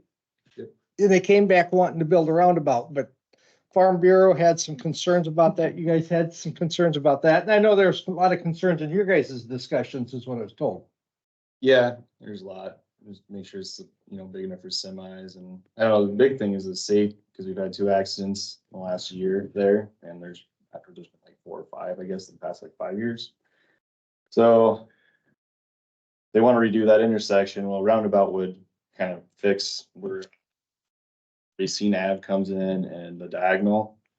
That's people miss the turn coming into Kowalski from Racine, and the last one went through the cemetery and about hit the guy's house pretty close anyways. But when they go back up that hill coming through Kowalski, the trucks can't get enough speed up the roundabout to get up the hill. Really? Yeah, and they use that quite often. Yeah, there's a lot of. There are a lot of semis. No, I get it. Well, and it costs more money. And here's the same guy that was just talking to you about squeezing my farm market fund all the time. I'm almost in the black in it right now again. In other words, I'm not in the red yet. Here we are letting another big project. Here's the thing about, they talk about these accidents, way. I understand about that last accident where the guy plowed through and got several headstones and stuff in the cemetery and stuff like that. The condition of that day and everything like that. Sounds like he probably would have crashed through the roundabout. I'm new to this area, and I didn't really think it was that big of a deal, but it's great, because I was actually talking on the phone with the guy that lives there, on the phone with him last spring or something. He's like, "Oh, I gotta let you go. Somebody just crashed into they got those big brick pylon things there, and Yeah. busted his leg wide open. I mean, messed him up pretty good, but for whatever reason, I thought about putting up some speed signs and stuff, but so many people want to do that, so I don't know. The cost of this Yeah, would it's be quite expensive. significant, even if the board decides to do a cost share with the town on that. It's still gonna be a significant amount of dollars to the town.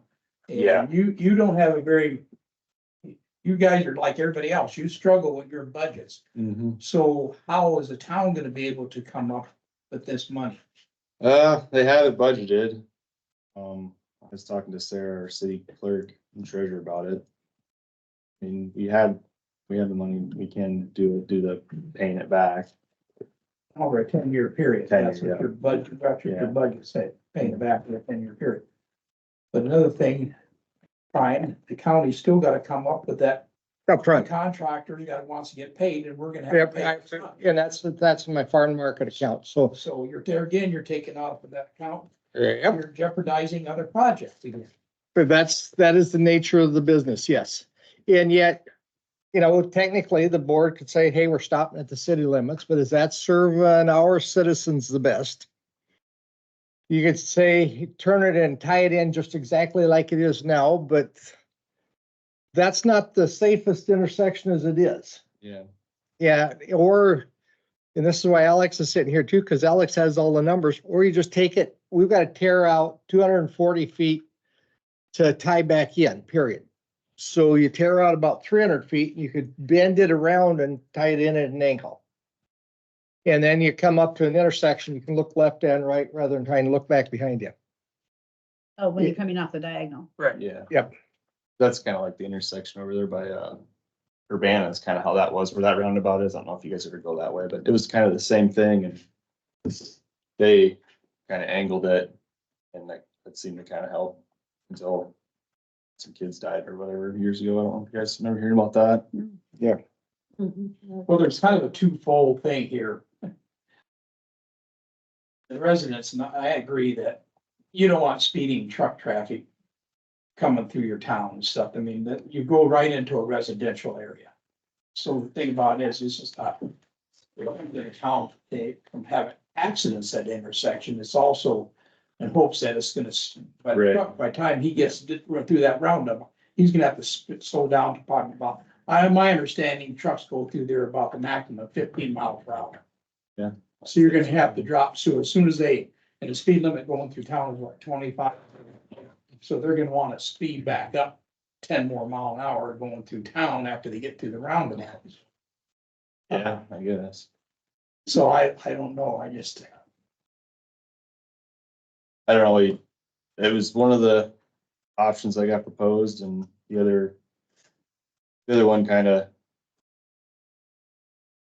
Gosh, was that one where you angled diagonal, but people keep having accidents off of Racine. Yeah, if they would slow down, that's the issue. Yeah, You just have to Yeah, and the slow down, put discussion- some signs out.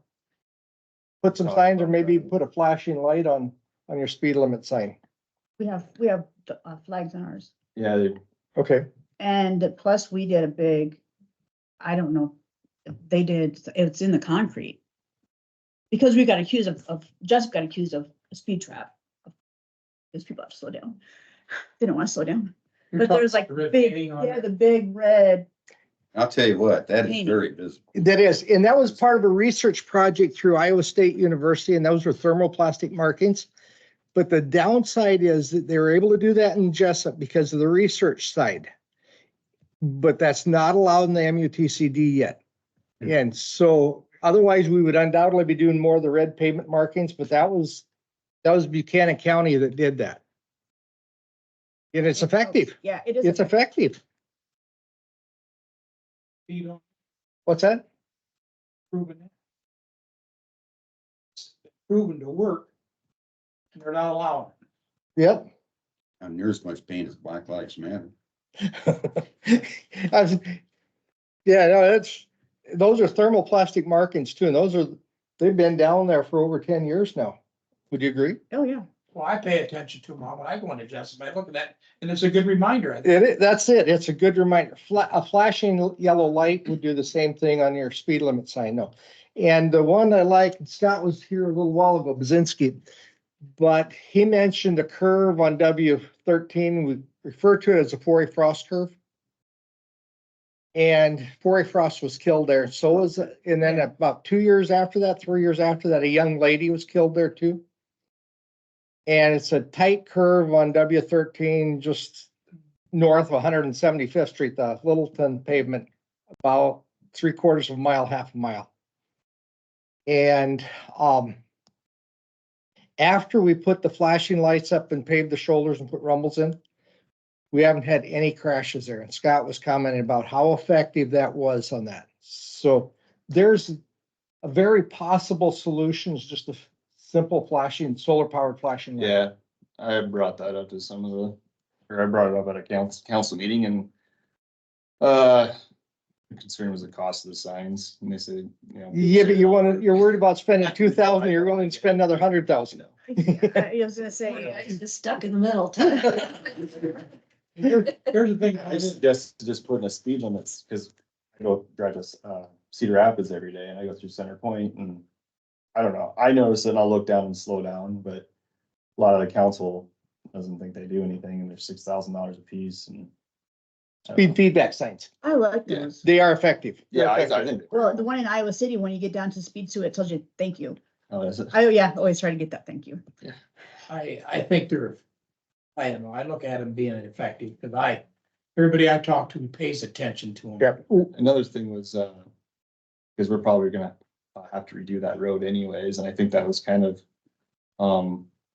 like getting two things done with one, right? I think, because that road's getting kind of, I think it's diagonal. They're thinking in a few years, they might want to redo that road, fix it, I guess. Which road, right in town? Yeah, the one in town, that was brought up.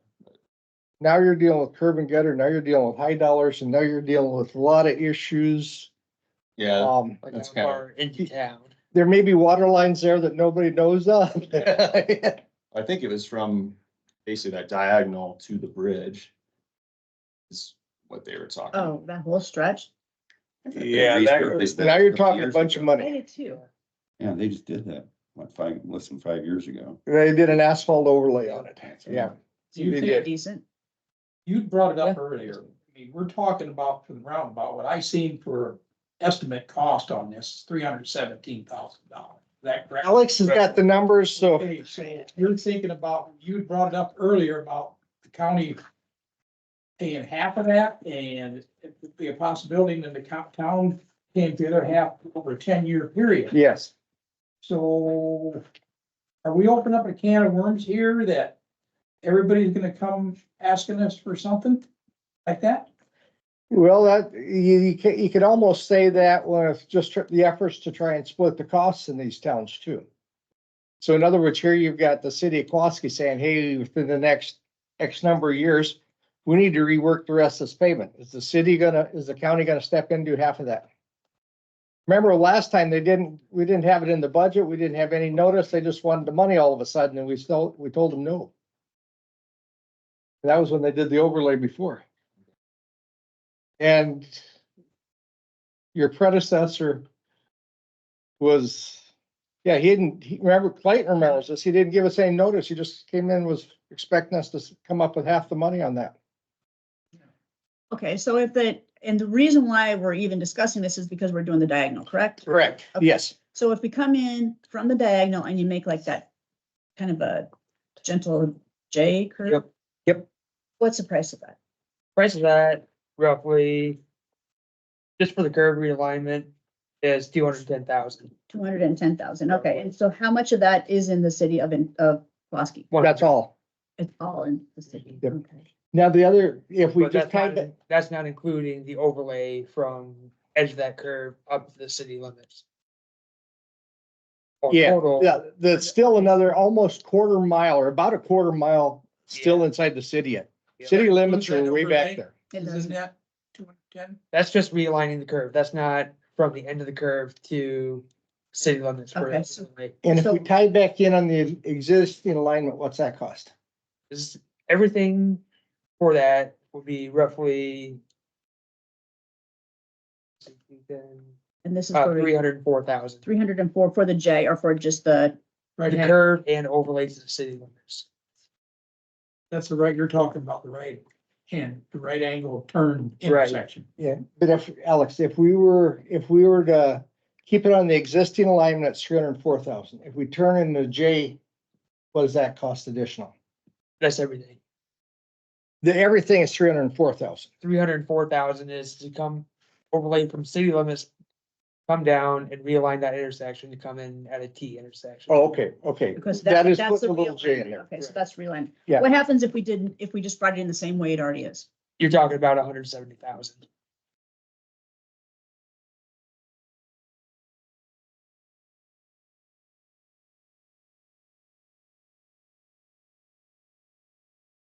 And then the complete cost of a roundabout. Complete cost of roundabout would be about 416. 416.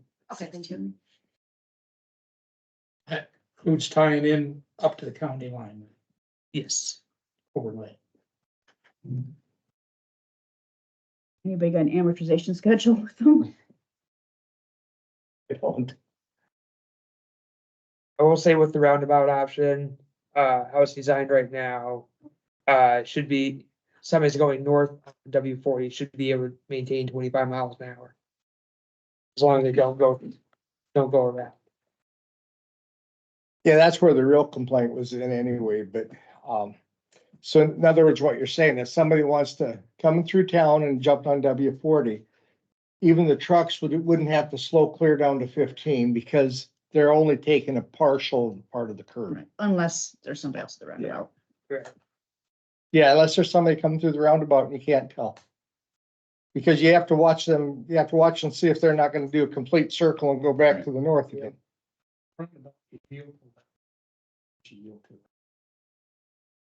Supposedly. They're getting more and more popular. Yeah. I don't know. Well, I They're think kind of people are nice in getting certain more areas, used to but yeah, people are getting more used. Safety is the real key, and I look at the one we built south of Fairbank, purely out in the middle of nowhere. And prior to building it, we had 2 separate fatals, some major injuries and a bunch of regular crashes in a short period of time, in 4 or 5 years. After we built it, in the past 11, 12 years, we've had about 3 property damage accidents and no injuries. Okay, so we're in front of the board to figure out which way you're gonna go, correct? Yep. John, your thoughts? You've been kind of quiet over there. The whole idea is to try and slow people down. I think you're a lot better off investing in one of the speed feedback signs, and putting that there and going that direction than trying to do a whole lot of re-engineering Yep. intersections. You're not slowing them down coming into town anyway. Nope. And the roundabout just, I got a feeling your citizens, Pulaski might get a little excited about a roundabout. Seems like it's about half. Yeah. I mean, Especially with the price tag. And I'm with you, they're great. There's the, It made a that's big kind of difference the in Waterloo, issue. Cedar Falls, where they. oh, they got them all over the place. up Where you there. don't have all those stoplights you have to stop at all the time, Yeah. but in some areas, they're just really annoying. Yeah, that's, we were, we had a discussion at the meeting or whatever about, safety and that was about, that's kind of why everybody leaned towards that, because that was about the only option that people felt was probably the safest as far as, coming into town. But in the paperwork I had, the numbers looked a little closer, so I must have some old paperwork, so it looked like it was only like a $40,000 or something like that. I thought, or 30 or something. So that was another thing people were kind of more like, well, for How many years you paying it back? What, 10. it was supposed to be 10 at 5% interest, with, looks like rough estimate, don't quote me. Total of 264,739.53. Looks like obviously as you continue on, your interest goes down. But just with this calculation, the your principal payment starts lower and increases, and your interest is higher and then decreases. So like estimated, your first payment would be close to 27,000. Yeah, I'll have to go back over that because those numbers aren't what we had. And that's just for half of the cost. Mhm. That's half of it, yeah. That's, For 208,000, that's half the cost of the roundabout. Now, they're on the population base, they would be able to get one of those grants possibly for that speed feedback. The programs haven't really gotten settled down on that yet. And You're talking about the grant money that's coming from the Iowa DOT. It has to be a state road. Yeah. That's one of the stipulations. yeah, that was one of the Can stipulations. we get that road back to the state? And the population is like at 5,000, you gotta be in that $5,000 to $10,000. I think that was the window I thought too. there was 1,000 to 10,000. And when I did visit with a couple weeks ago, Nikki Stinn with the DOT, if there's any grants out there for roundabouts right now, she said no. Now, our local road safety plans wouldn't address this because this is inside town. Because we're in the process of updating our local road safety plan. okay, so if we leave it existing the way it is, the citizens of Pulaski would have to pay back $85,000. If we do the J, the gentle J curve, Mhm. so it comes to a T intersection. Don't see the point of that. Anyway, it's $152, $152,000. And then to do the roundabout is $208,000 that the citizens would have to pay back over 10 years with interest. Yeah. That sounds right, To doesn't it? go to a T intersection, you're not solving the problem. Of the Yeah. speeding coming in. Right. But that's where we're kind of saying, hey, that's where everybody, not everybody, but that's where the comment about trying to address it with a speed feedback sign or even the flashing yellow sign of the speed limit sign. You said our current feedback sign is up by right now. I think so. I'm not sure. I haven't Did checked. they pay any kind of rent or anything on that? It's purely wherever we want to put it. Can we put it down in Pulaski for a while? I We was gonna certainly say, can. It's been there Right. before. Yeah. Yeah, We certainly can. It's been there before. Yeah, but it's out on going southeast where it was placed, right? It's out on I, Lynn Street. Yeah. it's on Lynn Street now, is it? Was, Was on Lynn when Street. it was in. Clayton, that Clausen, could a few easily years, it be. was in That's where it was at. Yeah, we just tell the sign crew to move it and that they're, when they can, they do. You guys know what one of those costs, a permanent one costs roughly? You will, the solar powered, like you said, is about five, 6,000. That's what I was told. but- There's also a program with the DOT. You can borrow one for a period of time from them. And it's like 4 or 5 weeks again.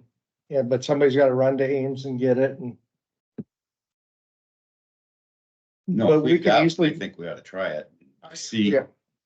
yeah, we can easily do that, John. It's Yeah. just a matter of me telling the sign crew, grab it and put it down there. I think it's time for it. But Alex needs to know what to do in order to proceed with the designs. Is your council, your town 100% one way or the other here on this, or are they just, It was 4 out of the 5. On when we voted. but that they know these exact figures of cost? They're not, no, ours, the figures we had were, I think they're off by like 10 grand or something. I think the numbers that I had. Yeah, the same things I gave you. Is it? Yeah, I don't, well, I didn't get that. I got some other paperwork. I go back through it, but I think it said our payback was 17,000 a year, but On the roundabout? I think so, maybe. I've never sat down and done any calculations on that, so. Me neither. Okay.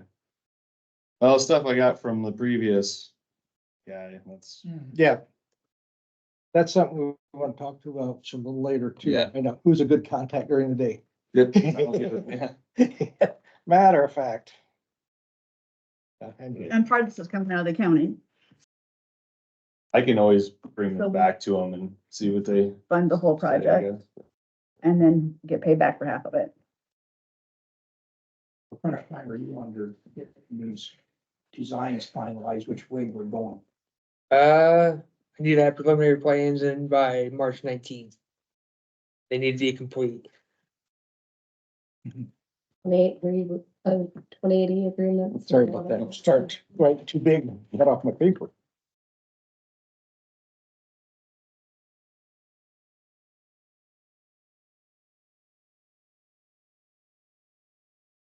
Is it best that we have this all tied in, or can we just say, right now, what you're doing, seed to the line, boundary? the city- I just say we just leave it the same way it already is. yeah, not changing the geometry of the Yeah, intersection.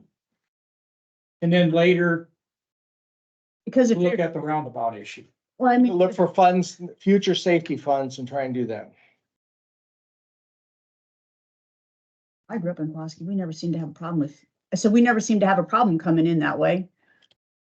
Yeah, it's been like the last, from what I've heard, because I've not been here that long, but the last 5 or 6 years, there's, for whatever reason, there's been more and more accidents there. And Here, when I'm driving at that intersection, what I tend to do, I get to the intersection, I turn to the left so I can see what's coming back behind me. well, oh yeah, diagonal, you can tell people on that. I don't know, it's like people don't know what to do there, because I see that all the time from diagonal, people pull all the way up. Try to do one of these. Oh, yeah. That's what we're trying to correct by An putting the accident. J in so they come in at a 90. They had an accident there, what, a year ago or so, where the guy pulled up, was gonna turn this way, while the other person went turned, was already kind of had it angled, so they kind of hit each other there. That was a year or so ago. but- Well, you can't correct people's. Right, yeah, I go in that way a lot. Darwinism. And I watch who's coming out of town to the north, and I gotta crank my nose to the left so I can see who's coming down from Winthrop. Yeah, that's the issue you get. That's why the J would bring you in at a 90 so you could see. Is there any reason why the line painting can't be to allow for a little bit of, Right, it's only like you're only supposed to have one car right there at a time anyway, yeah. so like somebody pulling up beside somebody else and then kind of showing images, like. And there's a bad intersection. You travel and stuff. There's a bad intersection right down by Walker, south of Walker, going out of Walker. Oh, yeah. You gotta go up there and you gotta cock to the right to see what's coming. from Yeah, the it's left. on a bank, it's on a Yeah, bank curve. It's right on a curve too. That's pretty dangerous there. Yeah. Yep. So you drive it the same way we're doing this. Sneak up on you. Yeah, that's where you're saying they should correct that sometime. Well, that one's in a different county. The taxpayers need to correct that. Do we need a motion on this or a decision or a something? What do we need? We need guidance on our end. I don't know, it sounds like we're not 100% sure what kind of town wants to do on the money wise. And we're gonna have to, if we do a cost share, we're taking money out of our coffers. Right, and I don't want to take that much money out of our coffers. I really like the flashing light speed control thing. All right, that's one solution, and that's the city, because again, here's the comment that's been made, and it's 100% It's a lot accurate. less expensive than your first payment. I know. Yep. And not only that, but if we did that or participated in that, where would it end? Because every one of these small towns has speeding issues and problems that they would want corrected. We worked with Iowa State University on a research project, and that's how we got the speed feedback signs initially.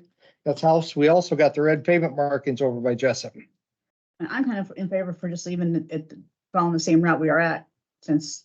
And That's that way Alex can proceed with his right. submissions. And Yep. Existing- Now we're putting back in. Yep. Existing alignment, and then future, try and watch for opportunities to get safety funds. Is that an acceptable answer to you? Sounds good to me. Okay, now we still need a 2080 with the city of Pulaski. And we've submitted a couple different things to Sean Harden's office, but I think Joshua hasn't been on board that long, and I haven't really even met him. Didn't we submit like a couple different 20E agreements, like one for, Bridge. We got the bridge one done, right? The payments, the last payments, July. July 1st. but didn't we have one for snow removal, bridge inspection. Yes, bridge inspections, and something else gravel in the summer? maintenance, yeah, because they don't have a motor grader, so. So we're talking the 2080 agreement for the project work. We need Yep. one of those. And then we will also need a contract wrote up for the payment reschedule. Is that what you guys decided on, what we're? I thought it was decided that that could be included in the 2080 agreement. So did we do one with Hazelton? At one point? Pre-Chris. Okay. Yeah, I gotta Chris, do the all the ones that we research on have done, it was Fairbank just in about a year, 2 years ago About a now. year and a half. I don't think Fairbanks had a payment schedule. It did not have a payment schedule because So they were that paying will all up front. Yeah, So that so one- I don't know if we have to do two separate ones.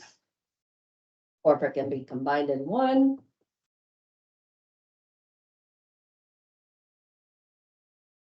We're talking about allowing our operators to go in the city limits, is that? No, I just threw three things out at you at the same time, Clayton, I'm sorry. No, the 2080 agreement for the work that the county's doing on the road. And can the contract amount be added into that agreement? But then I've seen some other stuff come through for the motor grader issue that you were talking about. Yep, And I think those need to be separate. they're all separate. They That's need- all done. The 28 was approved, but the written document came through the attorney's office, but it's never been approved. Okay, let's not tie this all together. No, No. I know. I Keep it agree. separate. Everything's- Separate. Everything's separate, please.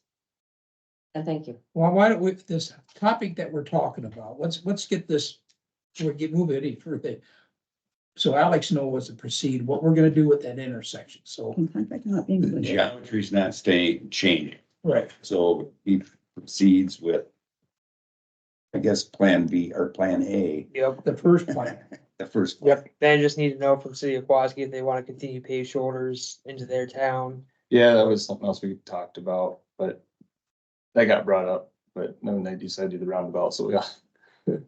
Cause yeah, you guys are widening that road, right? We'll have paved shoulders on our portion, but Okay. again, this is with And that's safety all the way funds. up to the intersection, right? That, no, that stops at the city limits. Which is up past the storage. Yeah, facility. Yes. just waiting up. It's close to a quarter mile out. Or Alex said a third of a mile. They don't want to pave shoulders. Well, we quit talking about that because they voted on the roundabout. Yeah. Cause that was an option. I presented all these options to them and I'm like, we can just widen the road so it all matches, or pave the shoulders so it all looks good, matches. We can leave it alone. We can, Boy, safety wise, there's many bicycles that use that yeah. diagonal. I would lobby really hard to have those shoulders paved. I agree. I think it should be all the way complete. Yeah. I can't, the $500,000 in safety funds that I've got can't be used Can't be used inside, on that. can't be used in there. But that doesn't mean that you can't say, hey, we still want to do it. We want to pave it. Maybe Ronnie Wolf will pave. So basically, right now, what we're trying to figure out is an agreement to basic, I don't want to say an add-on, but additional work from the county is doing on the Fosco Twin Diagonal into the city limits, and that's it. Is that correct? Mhm. Yep.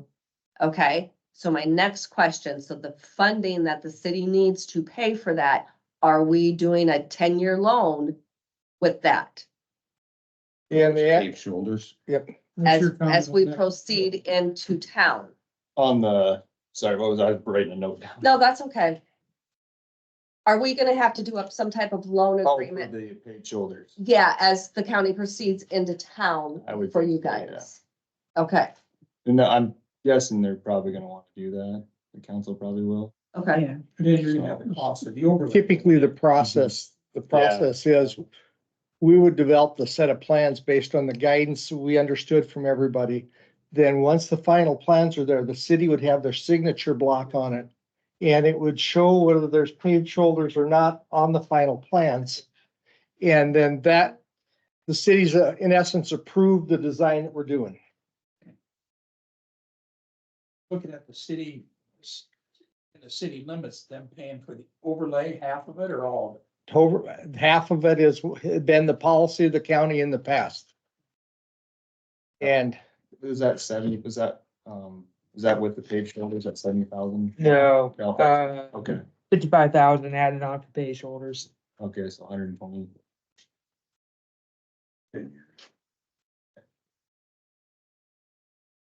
I just need to know if the city will pay full for pay shoulders or it'll be split 50-50. There's all that stuff I need to vision out on plans. They're typically split 50-50, aren't they? I think that would be the fairest way of doing it. It's Right. 50-50. Mhm. that's the board's decision, but that's what's been done in the past historically.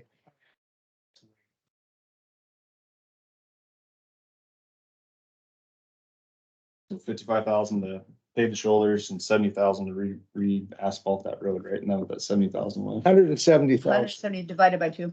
Oh, Don't say asphalt, you'll give him. Well, they did asphalt about 5 years ago. Now they're talking about doing it again. Doesn't last. 225 divided by 2. All total, if everything was split 50-50, it'd be about 113,000.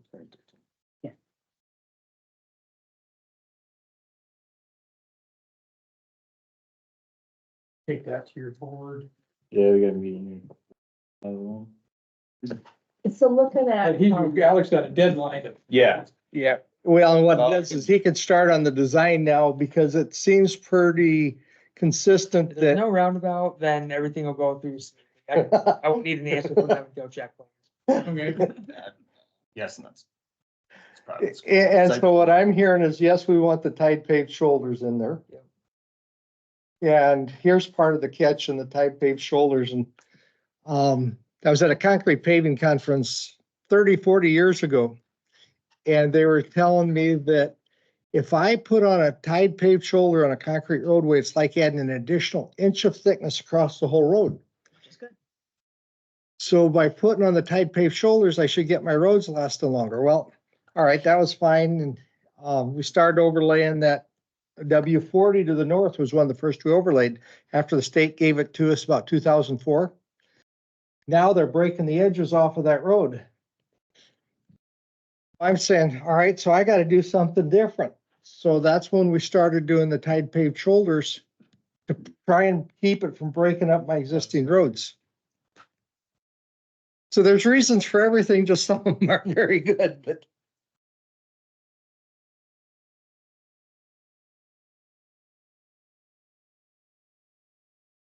To inquire if the contract amount can be included in that 2080 agreement, or if it needs to be. I was looking at, Alex had suggested last week when we met that, Fairbank would probably be one that was very close. Yep.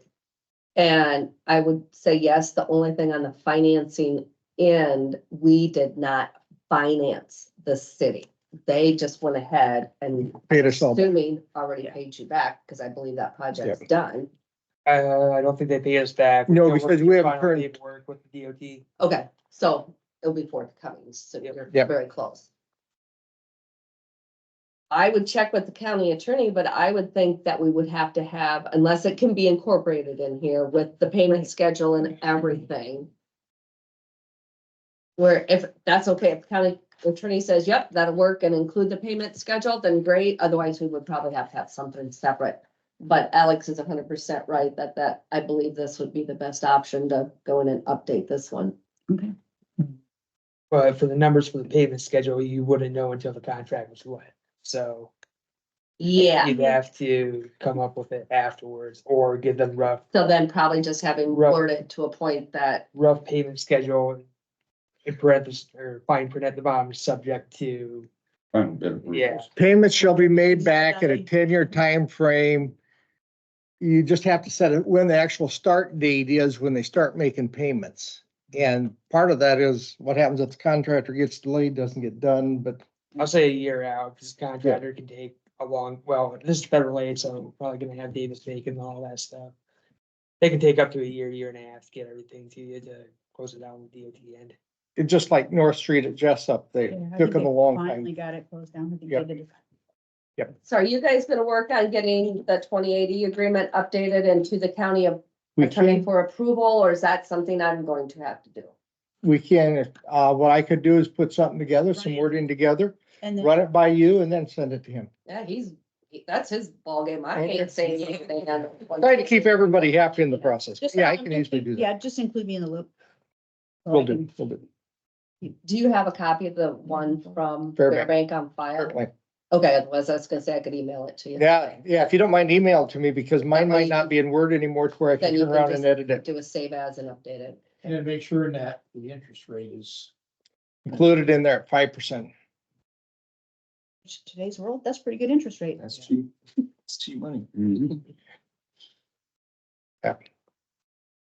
You need a copy of it. We're squared away, Alex? You got everything you need? Okay. Thank you, Joe. It was nice meeting you. Yes, we can. Did I can go now? To continue. Joe, would you like me to email you a copy of it? Just Yeah. like, it's just gonna be a draft version that we need to update, Yep, just, go ahead and email it to me, yep. okay. Okay, If we have to keep him for discussion with this other stuff about road graders and rock and stuff in town. Those are separate agreements and the comment was made, they're not on the agenda They're today. not on the Clayton. agenda, so we'll have to put them on the agenda at some point in time, but he'll need. Do you have a maintenance guy now? No, we gotta hire somebody, Okay, so. all right, so and is this something that's like really dying and pressing now? Okay, can we wait until the maintenance guy is hired and then bring them into this discussion? So that you don't have to keep taking off work? Yeah, well, I've been off work for having a baby, but Oh, Yeah. okay. yeah, well, hopefully we get somebody hired. Yeah, well, my wife had a baby, so I've been bonding times. with Oh, her. okay, so are you off work again next week? I'm off till April something. Oh, so if we just bring it back, then you'll still be available. Should be, Okay, or if we get somebody hired by then, we'll figure something out, so. okay. Brian, you'll handle logistics of getting that sign moved down there. Yes, yep. Yeah, and the catchers, I gotta remember to do that. Miller 4630 Gmail. Is that where you want it, or do you want it somewhere else? I sent it to my new one.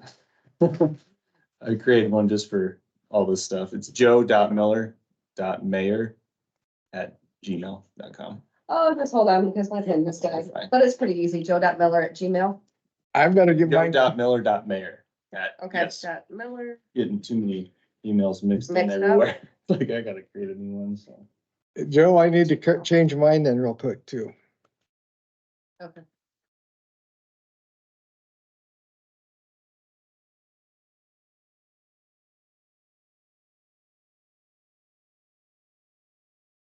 Yeah, you call me. It's, I mean, you had it at one time.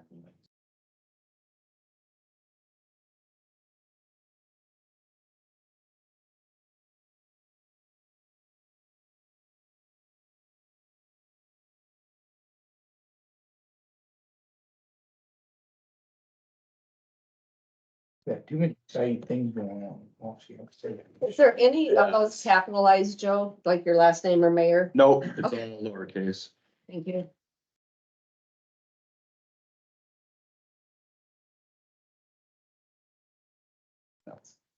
Thank you. Yep, no problem. Now I got it just got updated your too. done, so it's Okay, good. all right. I just added it to my Outlook contacts. But speaking of roads, I had to take a couple trips to Cedar Rapids this past week. Man, that road where they put the overlay on it, asphalt overlay, it's really getting rough again. On 380, Oh, on 380? Oh, yeah, 380. that's just, Some of I'm those, sure it's a lot, has to be a lot of. you should have seen rain it last summer. Some of those Yeah. holes, like, I'm pretty sure if you had a motorcycle, you've been getting in accidents in the back. Yeah, we're back to this point. The DOT was not in favor of these heavier trucks. They can't run on the interstate either. Trucks can, Uh-uh. but they can go on your gravel roads. Oh, they go on my county paved roads, but they can't run on the interstates.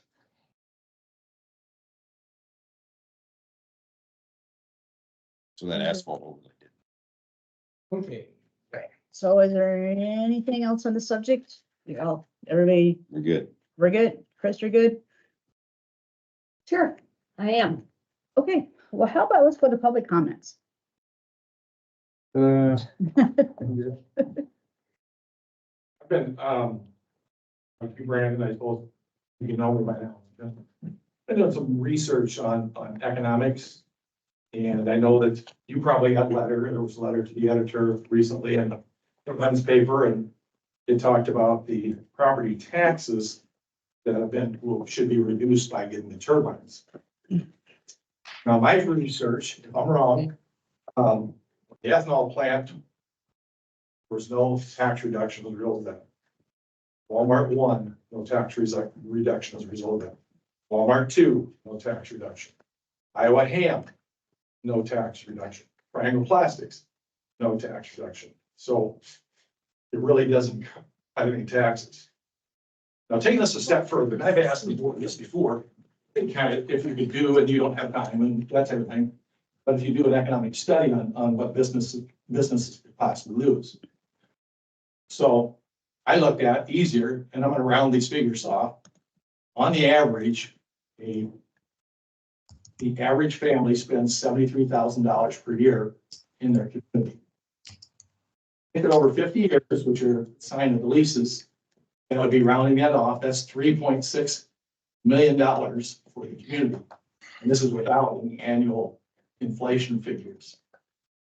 So think about it. 70 families on those same 70 wind turbine sites over 50 years would spend in the neighborhood of $255 million. And again, this has no inflation to it. And if you want to look this up yourself, this is the Motley Fool American households.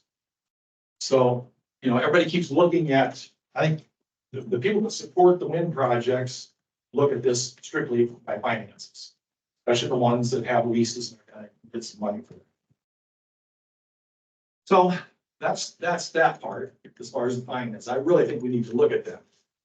At the town hall meeting in Kowalski on Saturday, we talked about the wind turbines and Dan Zumbaugh. You know, Dan Zumbaugh was there, Craig Johnson was there, Engels was there.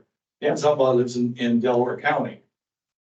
And he did not sign any leases for turbines, but there are turbines all around his place. And he mentioned, and he asked the 20 or 25 people who were at the meeting, come to my house and let's park in the driveway and get out of our cars. And he said, you'll hear an airplane noise. And then you'll hear, because it's gears, the turbines are on gears, everything you know that, any of this, you know, whether it's a tractor or whatever it is, there's a screech sound that comes from the turbine, loud screech sound. And he said, soon, as the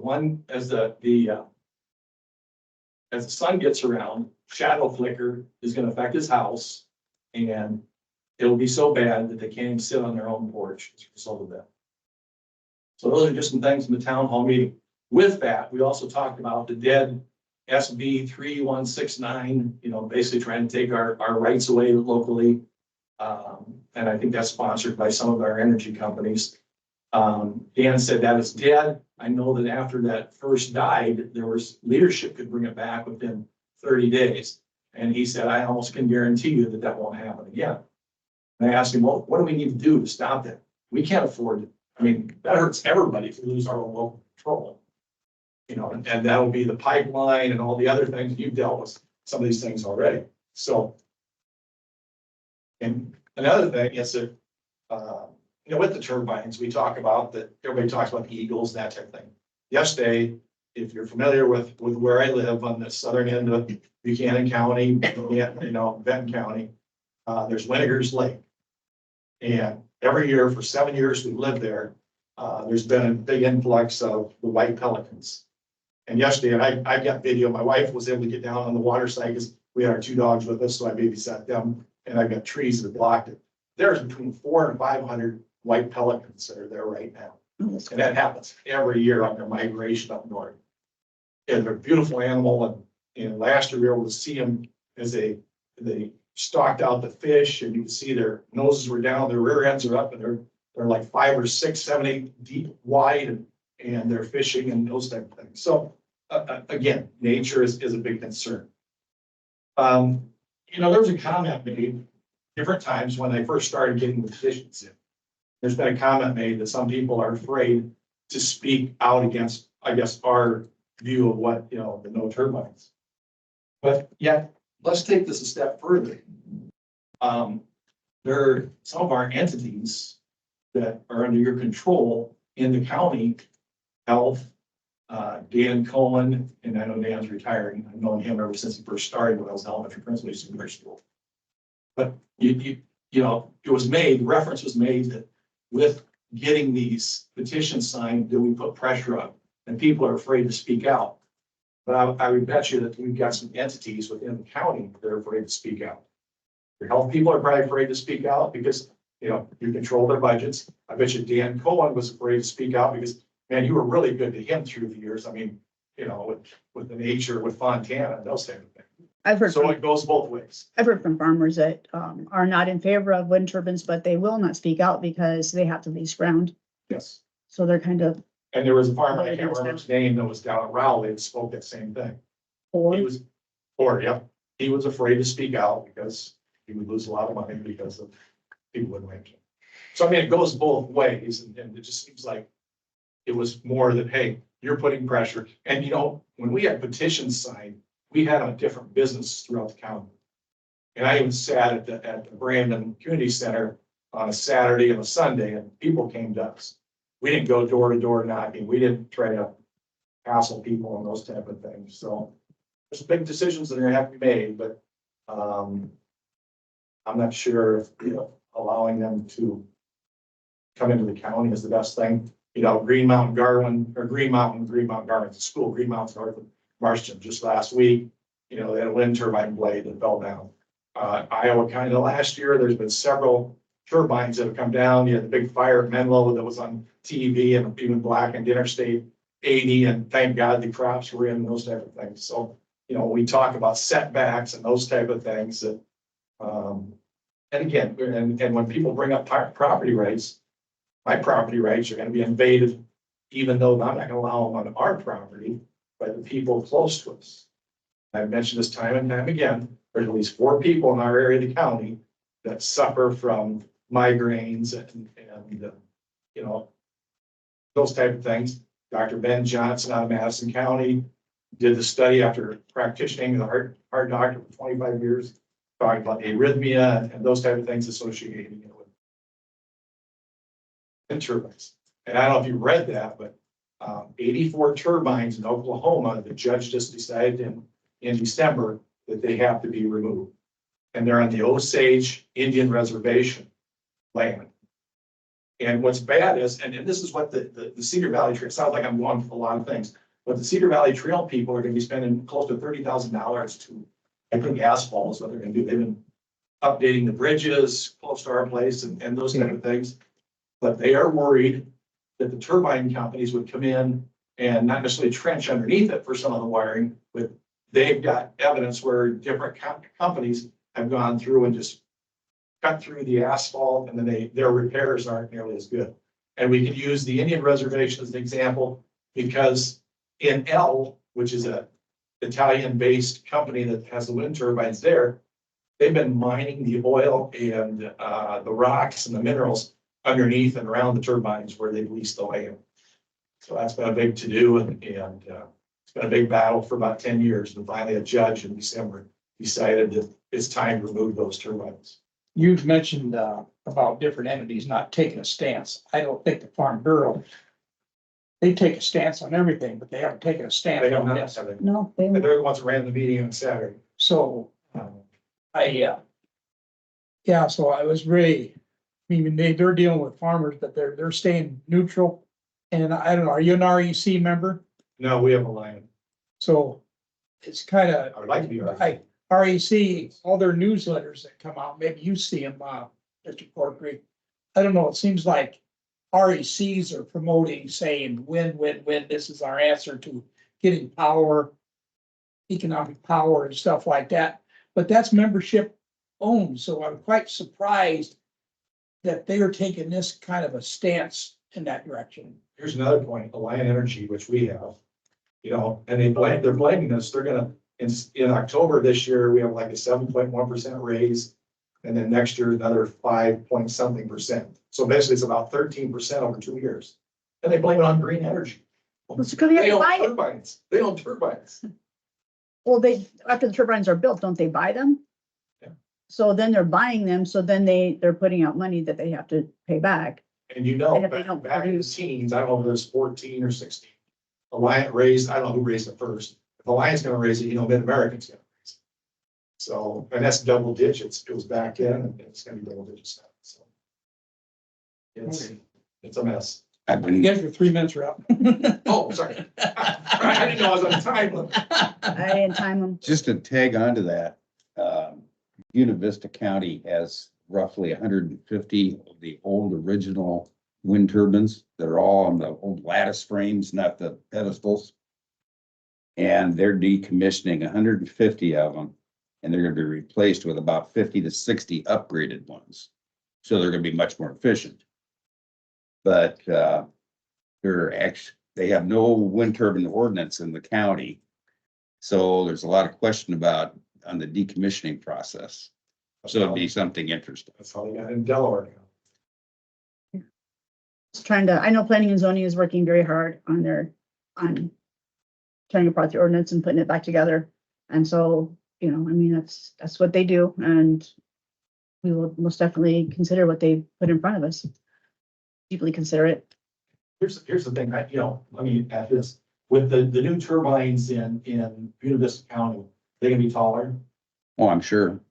I mean, I know in SB 3169, there was a talk of having them as high as 800 feet.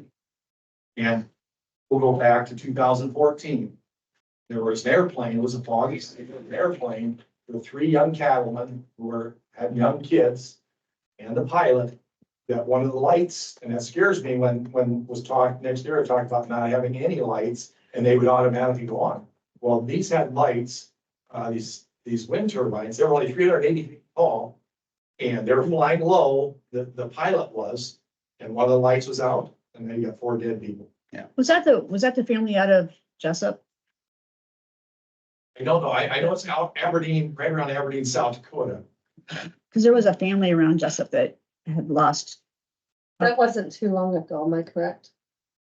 The one in Aberdeen was 2014. Thinking there was, I don't know if it was a wind turbine, but I know there was a plane crash. Like within the year. Of some cattlemen also, but it may not have anything to do with it. I think so. True. Also Bluffs, Glenwood area. Yep. So it's, the more turbines, I mean, we talk about it and, the information or propaganda, which everyone is saying. Says that, they're virtually safe and all these type of things, but the more turbines you put up, just like the more cars we put on the roads, the possibility for accidents raises. Anyway. Yeah. Take as much time. Again. Corkery, you have something? Do. I just want to make sure that the landlords have skin in the game. So if you had a rental house and somebody had 6 junk cars parked in front of it, they're not gonna go after the tenant, they're gonna go after the landlord. And at the end of all these contracts, when the money's gone, when the music stopped, the county is not responsible for tearing it down. The landlord has skin in the game. Right. If there's shadow flicker, there's noise flicker, if you have a tenant that's playing loud music, you go after the landlord, you're not going after the tenant for the eviction. So the landlords have to have some skin in the game if these are gonna come to town.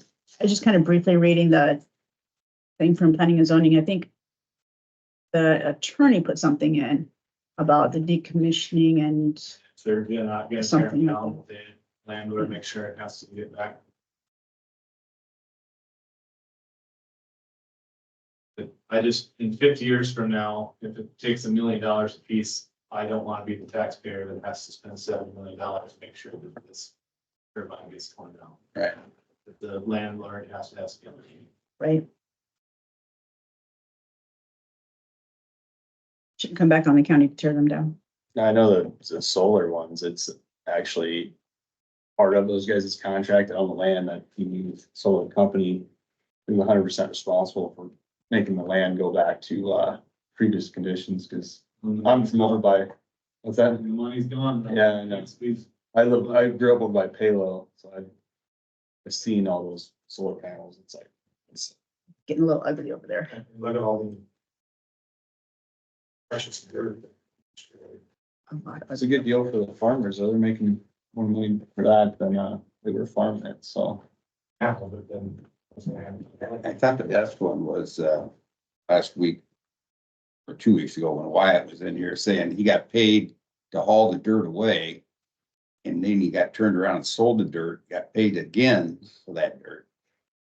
And where are they gonna get that black dirt to fill these turbine holes back in? Ain't gonna happen. Local grain buyer down there that lost over 650 acres of land. So now he has to find 600 acres somewhere else to fund his business. All the seed dealers, all the fertilizer dealers, there's gonna be 10,000 acres worth of solar panels down there that they lost 10,000 acres of business. Wow. Yeah, it hurts that business. And our utility rates are not gonna lower. I mean, raise up 7%, they get away with fossil fuels in 2010. Montana's raised theirs 29%. And why would we ever want to do what California's doing anyway? 57% of corn and Iowa is turned to- We all agree with that comment. It's a, 57% of corn in Iowa is turned to ethanol. On the electric car industry. You're taking 57% of my market away from me as a farmer. and I think this past winter on the East Coast, when they hit the cold spell and they couldn't get their electric cars to charge, kind of addressed some of that problem. Last summer, California was telling them not to charge their cars during the day. Yeah. Because it was too much electrical demand. So I mean, it's all a house of cards. It's waiting for it to fall. There was a gentleman that moved here from Illinois. And we were talking about the turbines. The one thing you left out is that when we lived in Illinois and they're putting up the turbines in, they said, expect blackouts and brownouts. Because the turbines don't go 24 hours a day and the solar panels are not affecting 24 hours a day. 10 years from now, we're gonna have what's called mini nuke plants, the size of shipping containers, and we'll be able to power every city off of the size of a semi-trailer, with zero nuclear waste. Right, except for you have to get. Yeah. They're not subsidized at this point in time, so nobody's paying attention to them. The wind turbines, if, depending on who wins this, presidential election. substance might-